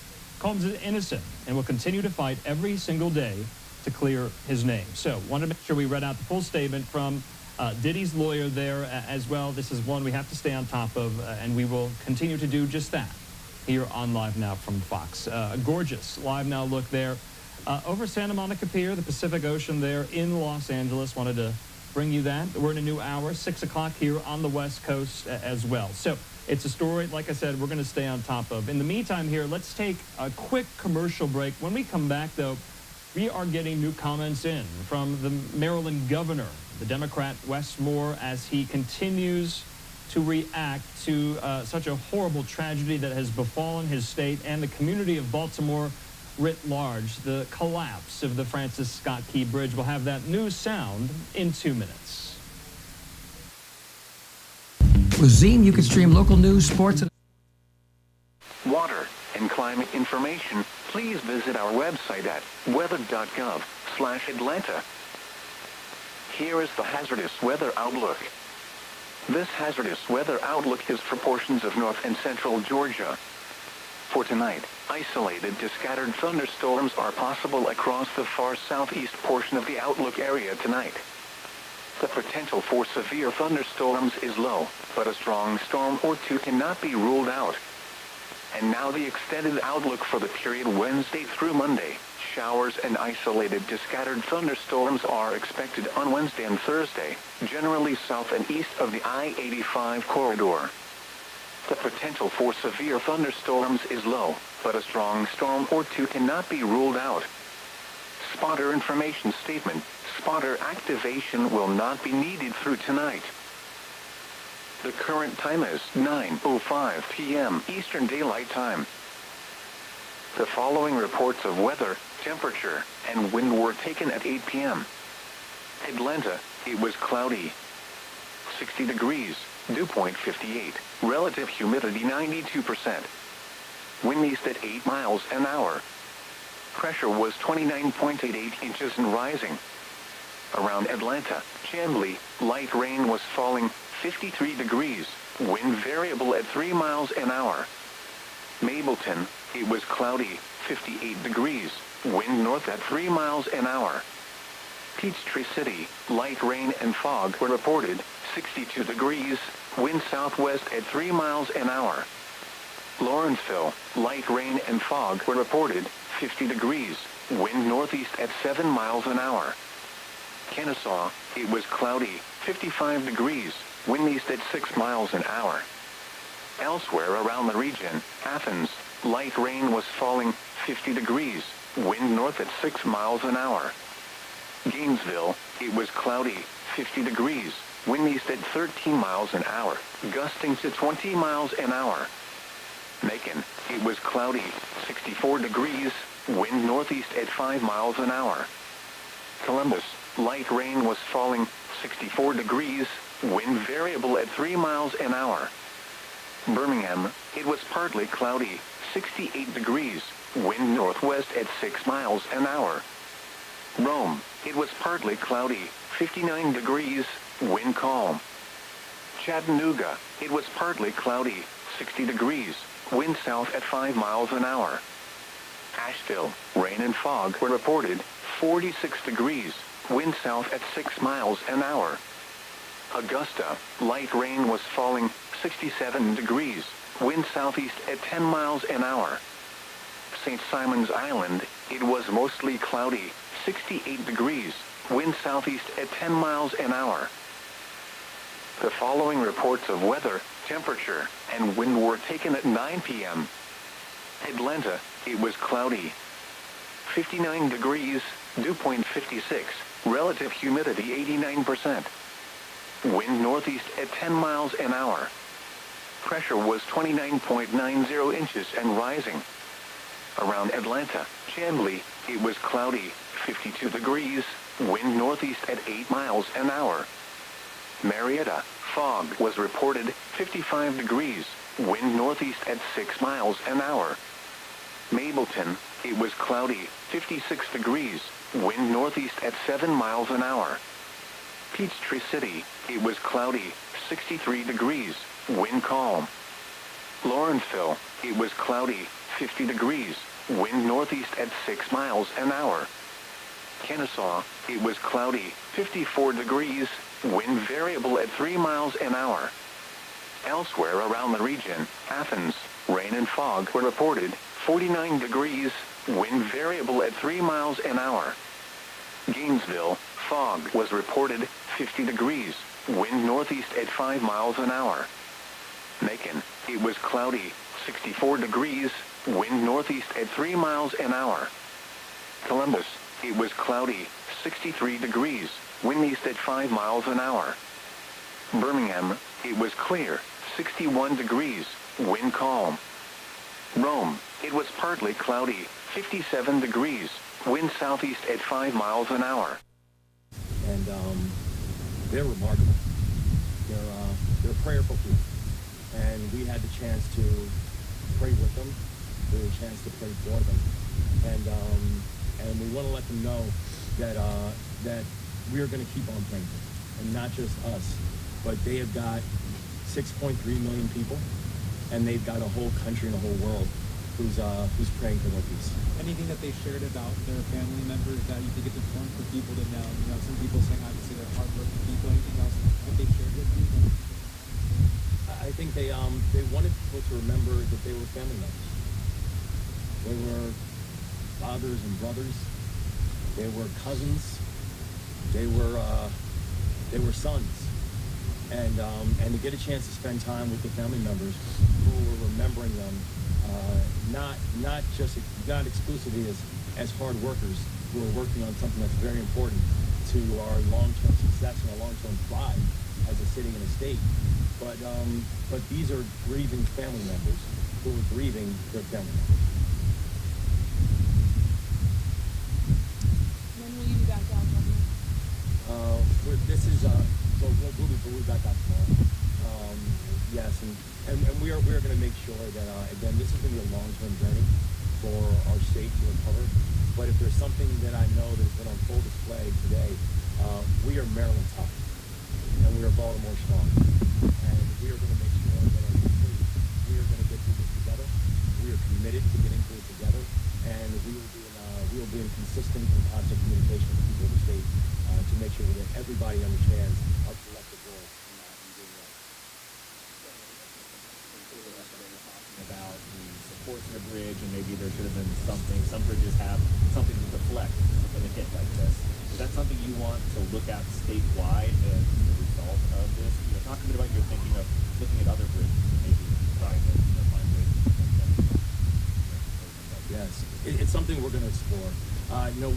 We're going to do a complete and full analysis of not just what happened in this scenario, in this situation, and this is a relatively, this is an unprecedented situation, right, where you have a ship and of a cargo mass that large, moving at that speed.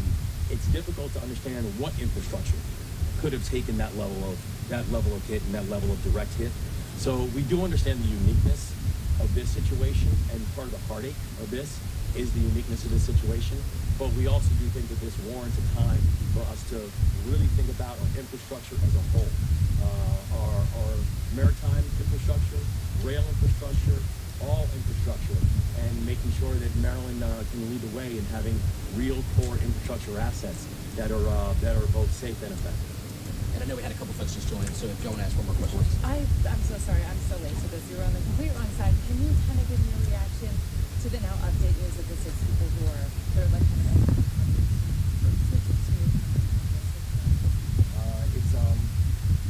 it's a really heartbreaking conclusion to a challenging day. We put every single asset possible, air, land, and sea assets to bring to add to the members' survivability for these families. Even though we're moving on now to a recovery mission, we're still fully committed to making sure that we're going to use every single asset to now bring a sense of closure.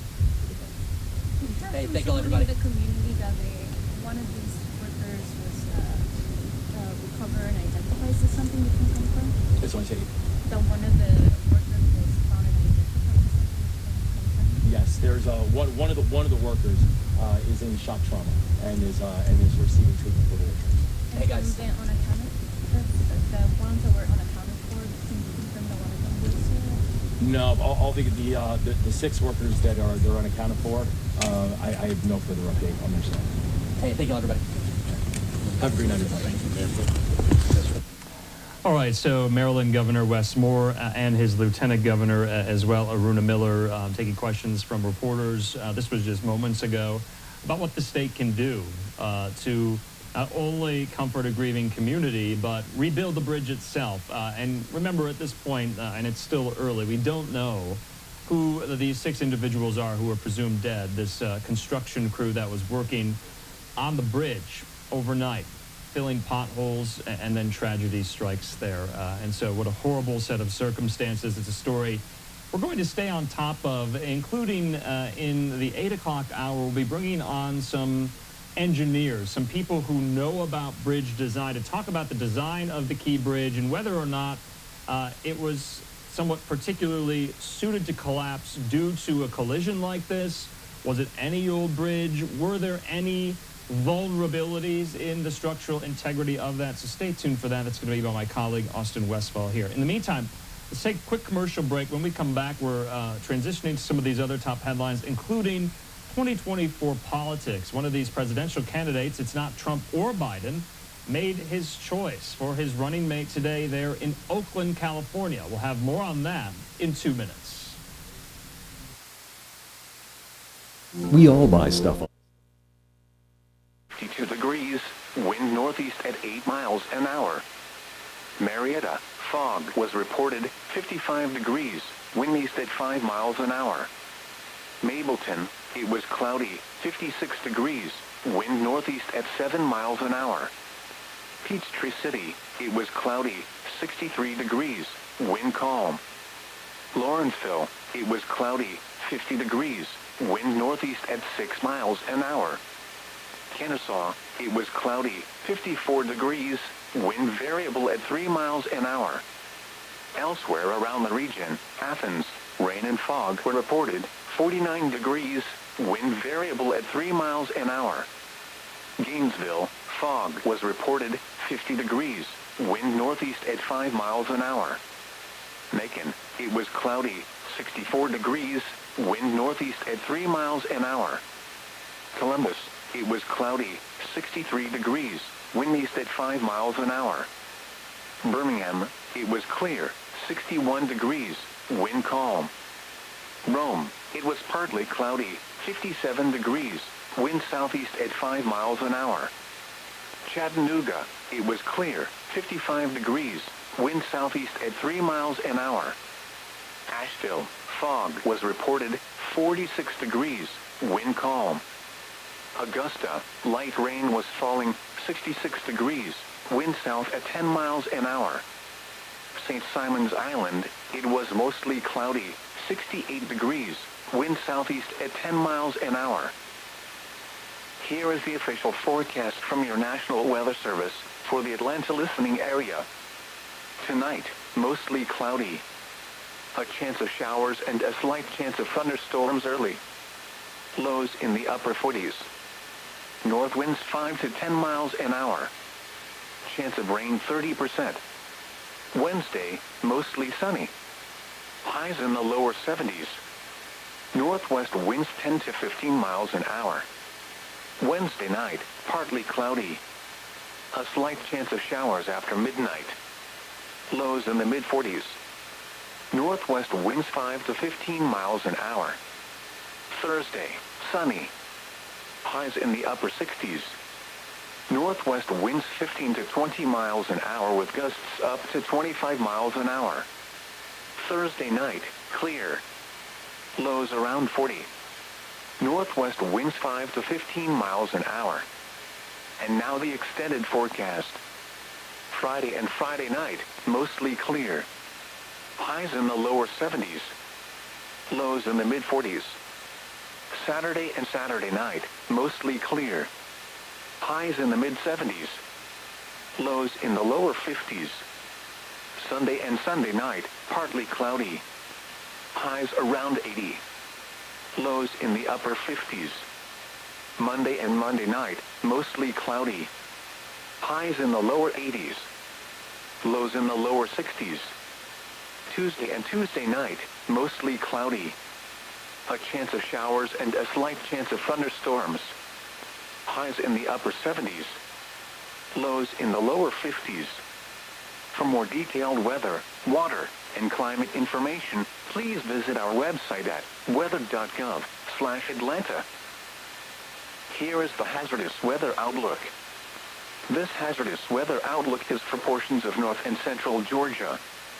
For tonight, isolated to scattered thunderstorms are possible across the far southeast portion of the outlook area tonight. The potential for severe thunderstorms is low, but a strong storm or two cannot be ruled out. And now the extended outlook for the period Wednesday through Monday. Showers and isolated to scattered thunderstorms are expected on Wednesday and Thursday, generally south and east of the I-85 corridor.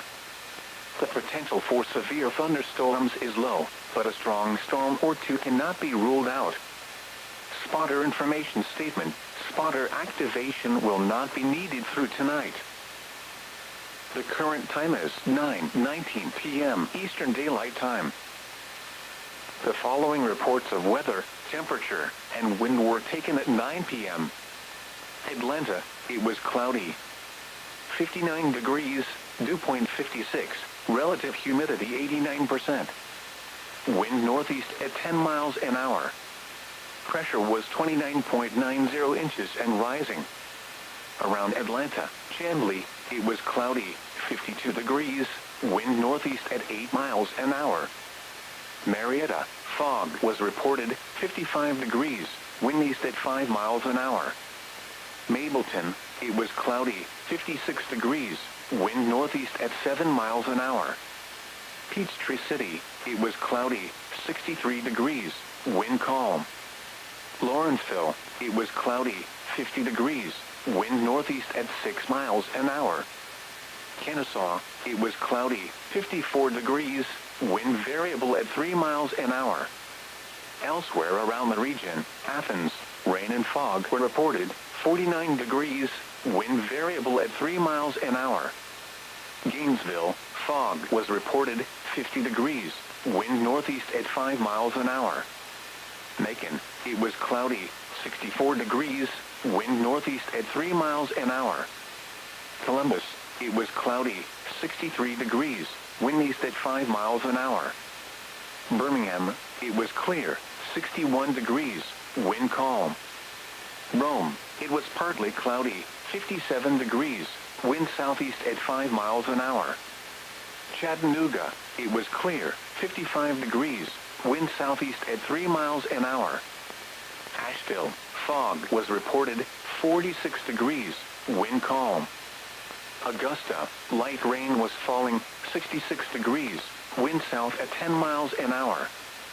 St. Simon's Island, it was mostly cloudy, 68 degrees, wind southeast at 10 miles an hour.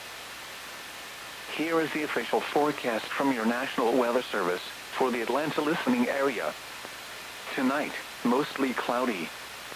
A chance of showers and a slight chance of thunderstorms early. Lows in the upper 40s.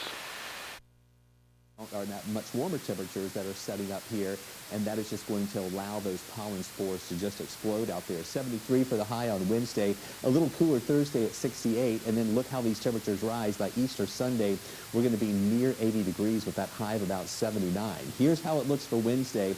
It is going to be a really nice day. We're going to start off with a few clouds, maybe even a little bit of fog early in the morning, and then becoming mostly sunny in the afternoon with high temperatures moving up to around 73 degrees here. So this is what we're watching tonight. The back edge of that rain has been pushing to the east and away from us, and that's allowing the drier air to move in. Early in the morning, we will have some clouds lingering, maybe a little bit of fog in some areas to start the day, but then we will see more sunshine breaking through. Late in the afternoon, maybe a couple of clouds mixing in into the evening hours. And then on Thursday, I do think we'll see a few more clouds to start the day, but then turning partly cloudy to mostly sunny in the afternoon. Temperatures on Thursday will trend down just a little bit with highs in the upper 60s. And then on Friday, another really nice day. Plenty of sunshine here with temperatures that'll be moving up well into the 70s. So here's what we're expecting for Easter weekend. On Saturday, it'll be mostly sunny, even a little warmer. Highs around 76. That's after a morning low of 47.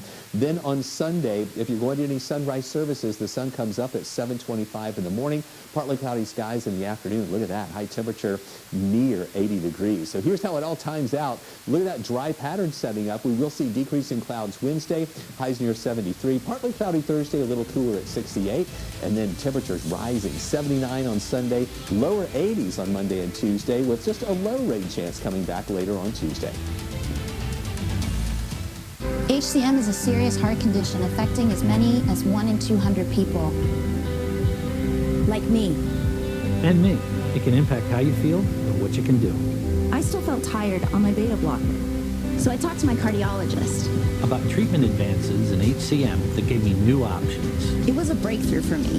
That conversation was big for me. Talk to your cardiologist today and visit hcmrealtalk.com for more information. Adventures come in all shapes and sizes, just like the Ford SUV lineup, including Ford Bronco. Or two cannot be ruled out. Spotter information statement. Spotter activation will not be needed through tonight. The current time is 9:24 p.m. Eastern Daylight Time. The following reports of weather, temperature, and wind were taken at 9 p.m. Atlanta, it was cloudy. 59 degrees, dew point 56, relative humidity 89%. wind northeast at 10 miles an hour. Pressure was 29.90 inches and rising. Around Atlanta, Chamblee, it was cloudy, 52 degrees, wind northeast at 8 miles an hour. Marietta, fog was reported, 55 degrees, wind east at 5 miles an hour. Mableton, it was cloudy, 56 degrees, wind northeast at 7 miles an hour. Peachtree City, it was cloudy, 63 degrees, wind calm. Lawrenceville, it was cloudy, 50 degrees, wind northeast at 6 miles an hour. Kennesaw, it was cloudy, 54 degrees, wind variable at 3 miles an hour. Elsewhere around the region, Athens, rain and fog were reported, 49 degrees, wind variable at 3 miles an hour. Gainesville, fog was reported, 50 degrees, wind northeast at 5 miles an hour. Macon, it was cloudy, 64 degrees, wind northeast at 3 miles an hour. Columbus, it was cloudy, 63 degrees, wind east at 5 miles an hour. Birmingham, it was clear, 61 degrees, wind calm. Rome, it was partly cloudy, 57 degrees, wind southeast at 5 miles an hour. Chattanooga, it was clear, 55 degrees, wind southeast at 3 miles an hour. Asheville, fog was reported, 46 degrees, wind calm. Augusta, light rain was falling, 66 degrees, wind south at 10 miles an hour. St. Simon's Island, it was mostly cloudy, 68 degrees, wind southeast at 10 miles an hour. Here is the official forecast from your National Weather Service. Brace in the transit system's future have until the end of this week to apply for the agency's Riders Advisory Council. 11 Live's Jerry Carnes explains how it works. The blast of a horn, the squealing brakes of a MARTA train. This is the soundtrack of LaQuivia Ousley's commute to and from work. She's relied on public transportation since her move to Atlanta in 2008. Just the opportunity to kind of clear my head in the morning before going to work. I listen to a lot of music, I read books, and I kind of zone out. Her mind is fully focused on MARTA's future. She's a member of the transit system's Riders Advisory Council, where she shares her vision. I would like to see transit expand further within the East Corridor. I'm in the Stonecrest area. Members of the Ridership Council are volunteers. Once a month, they get a behind-the-scenes look at MARTA operations and plans. They offer their experiences. They get to tell us about how we should run our bus service, what they think of the new train fleet that we're going to have. One of our earlier RAC members told us about a crosswalk at Civic Center Station that's going to be under construction. Members of the council are encouraged to talk to neighbors about MARTA projects and gather their thoughts on the future. It's about increasing the circle of influence that MARTA provides. LaQuivia Ousley's time on the advisory council is drawing to a close as MARTA looks for a new group of volunteers. Be prepared to learn more about MARTA, be prepared to meet fellow riders. Her voice is forever a part of MARTA's soundtrack. That was Jerry Carnes reporting for us tonight. By the way, applications are due this Friday. MARTA is looking for people who are not only passengers but also active in the community. Finalists will be announced on April 24th.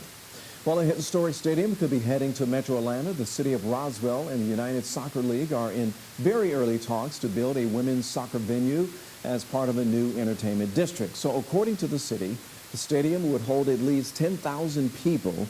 Officials are hoping for both the women's and the men's teams from the USL, which is a pro league that come all across the country here, including Chattanooga and Charlotte.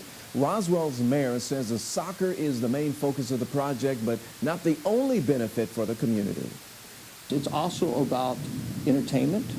It's about bringing a place where you can drop your children off to go watch a soccer game while you go eat, or about, you know what, you can be a corporate entity and we've got a place where you can come have a great event, or guess what, we're going to have yoga classes. I mean, you name it.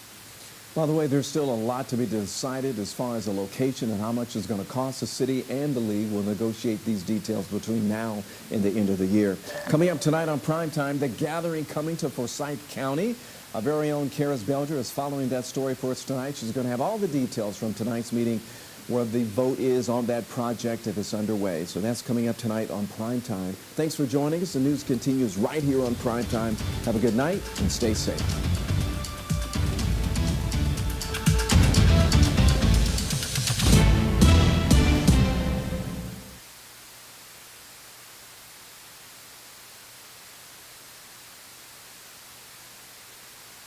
I suffer with psoriatic arthritis and psoriasis. I was on a journey for a really long time to find some relief. Cosentix works for me.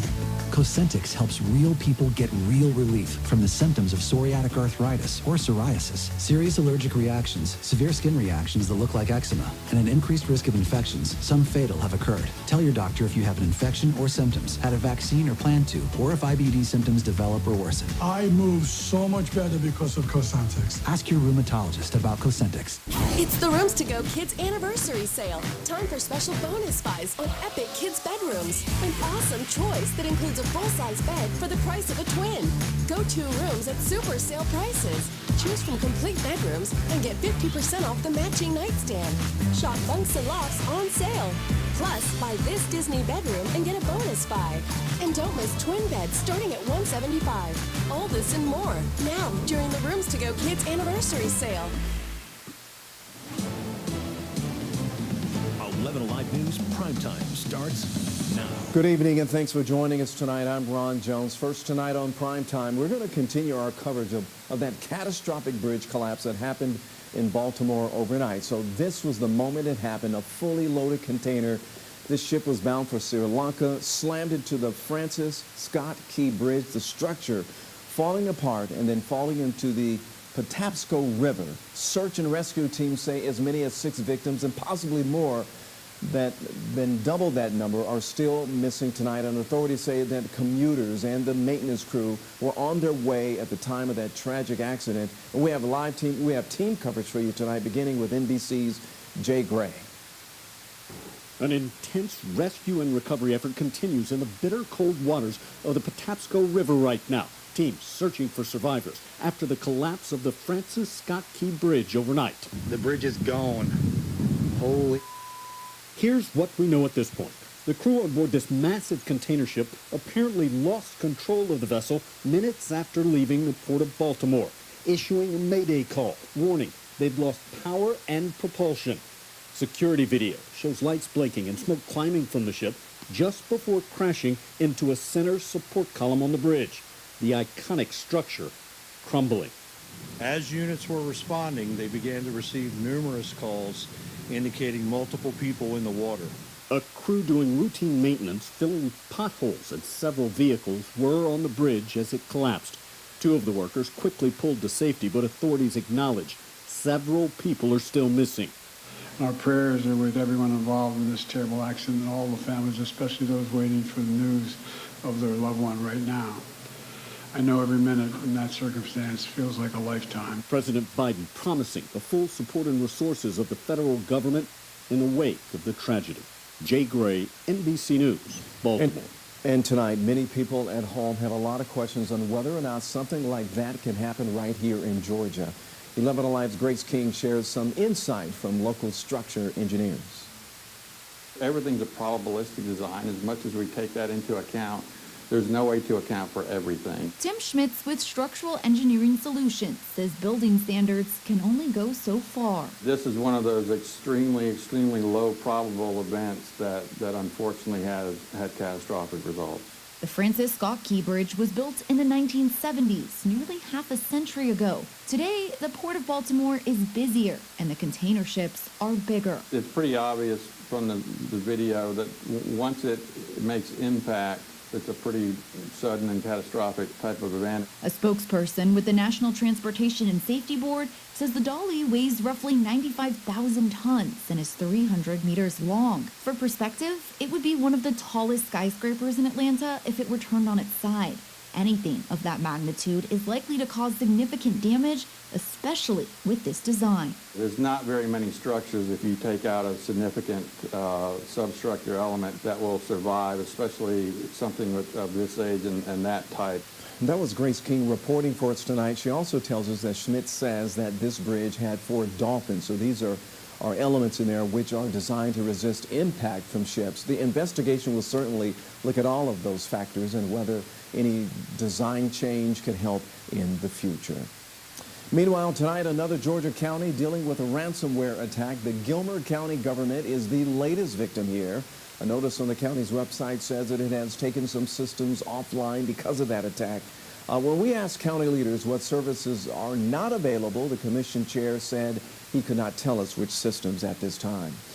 But that all essential services, including 911, continue to operate. In a statement, leaders say federal law enforcement is now aware. They're investigating, and the county is working with a cybersecurity firm as they move forward. A man is behind bars tonight accused of shooting his grandmother in the chest. The Cobb County Police said it happened at an apartment complex on Perimeter Trace Sunday just after 10 p.m.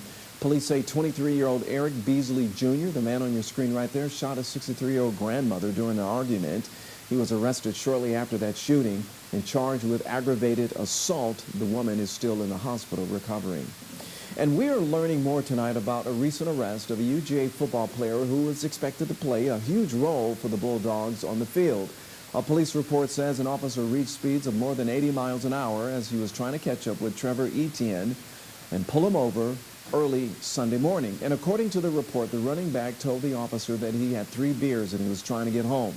He refused a field sobriety test, but the officer observed that he had slurring in his words and swaying. Etienne transferred to Georgia this offseason from the University of Florida and is the younger brother of NFL running back Travis Etienne.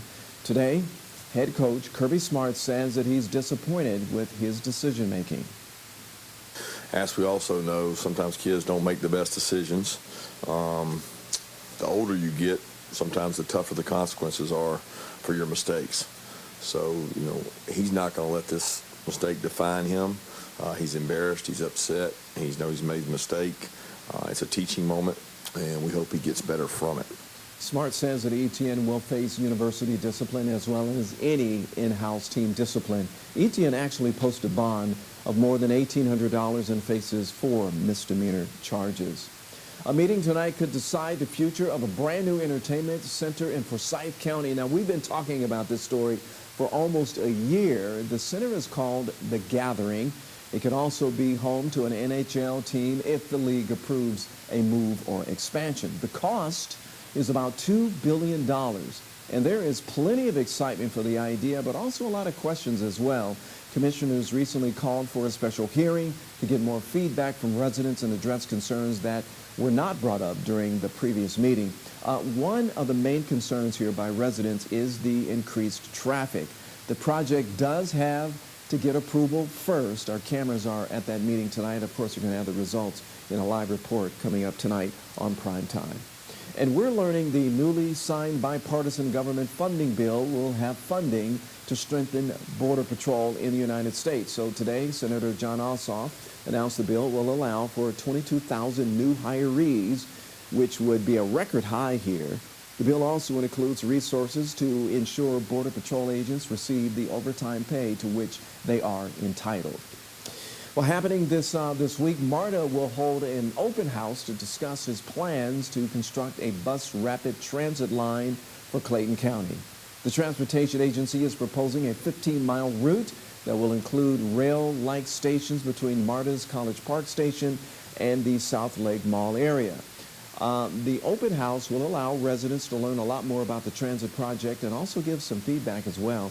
It's going to be taking place Thursday evening from 6:30 to 8 in the Educational Center of Southwestern Regional Medical Center. Well, small business owners say that postal problems are not only bad for business, that they worry the issues could permanently damage their reputations. For more than a month now, we have been following all these issues with the missing mail stemming from the brand new USPS processing facility in Palmetto. 11 Live's Brittany Kleinpeter is following up on those concerns for us tonight. So some things are a little bit sketchy and misleading on their part, which kind of makes us look bad. David Harris operates an online motorcycle parts store where he ships more than 2,000 packages a year on seller sites like eBay and Amazon, primarily using USPS because of the cost. So about $20,000 worth of postage per year is what I spend personally. But he says over the last month, he's been fielding complaint after complaint because of issues associated with the new USPS distribution facility in Palmetto. This month, I've already received 3 poor feedbacks strictly due to shipping. Some people do directly look at reviews and feedback for an Amazon seller, eBay seller, or any seller for that matter. Harris is just one of many business owners 11 Alive has heard from dealing with similar issues. Another person wrote they've spent 20 years building a successful eBay business and that since February 20th, 100% of their shipments have not been scanned and about half are missing. A CNN business article shared that while large retailers have their own delivery networks or contracts with carriers such as UPS and FedEx, small businesses tap USPS because of lower rates to ship orders to customers, especially in rural areas where other carriers refuse to deliver.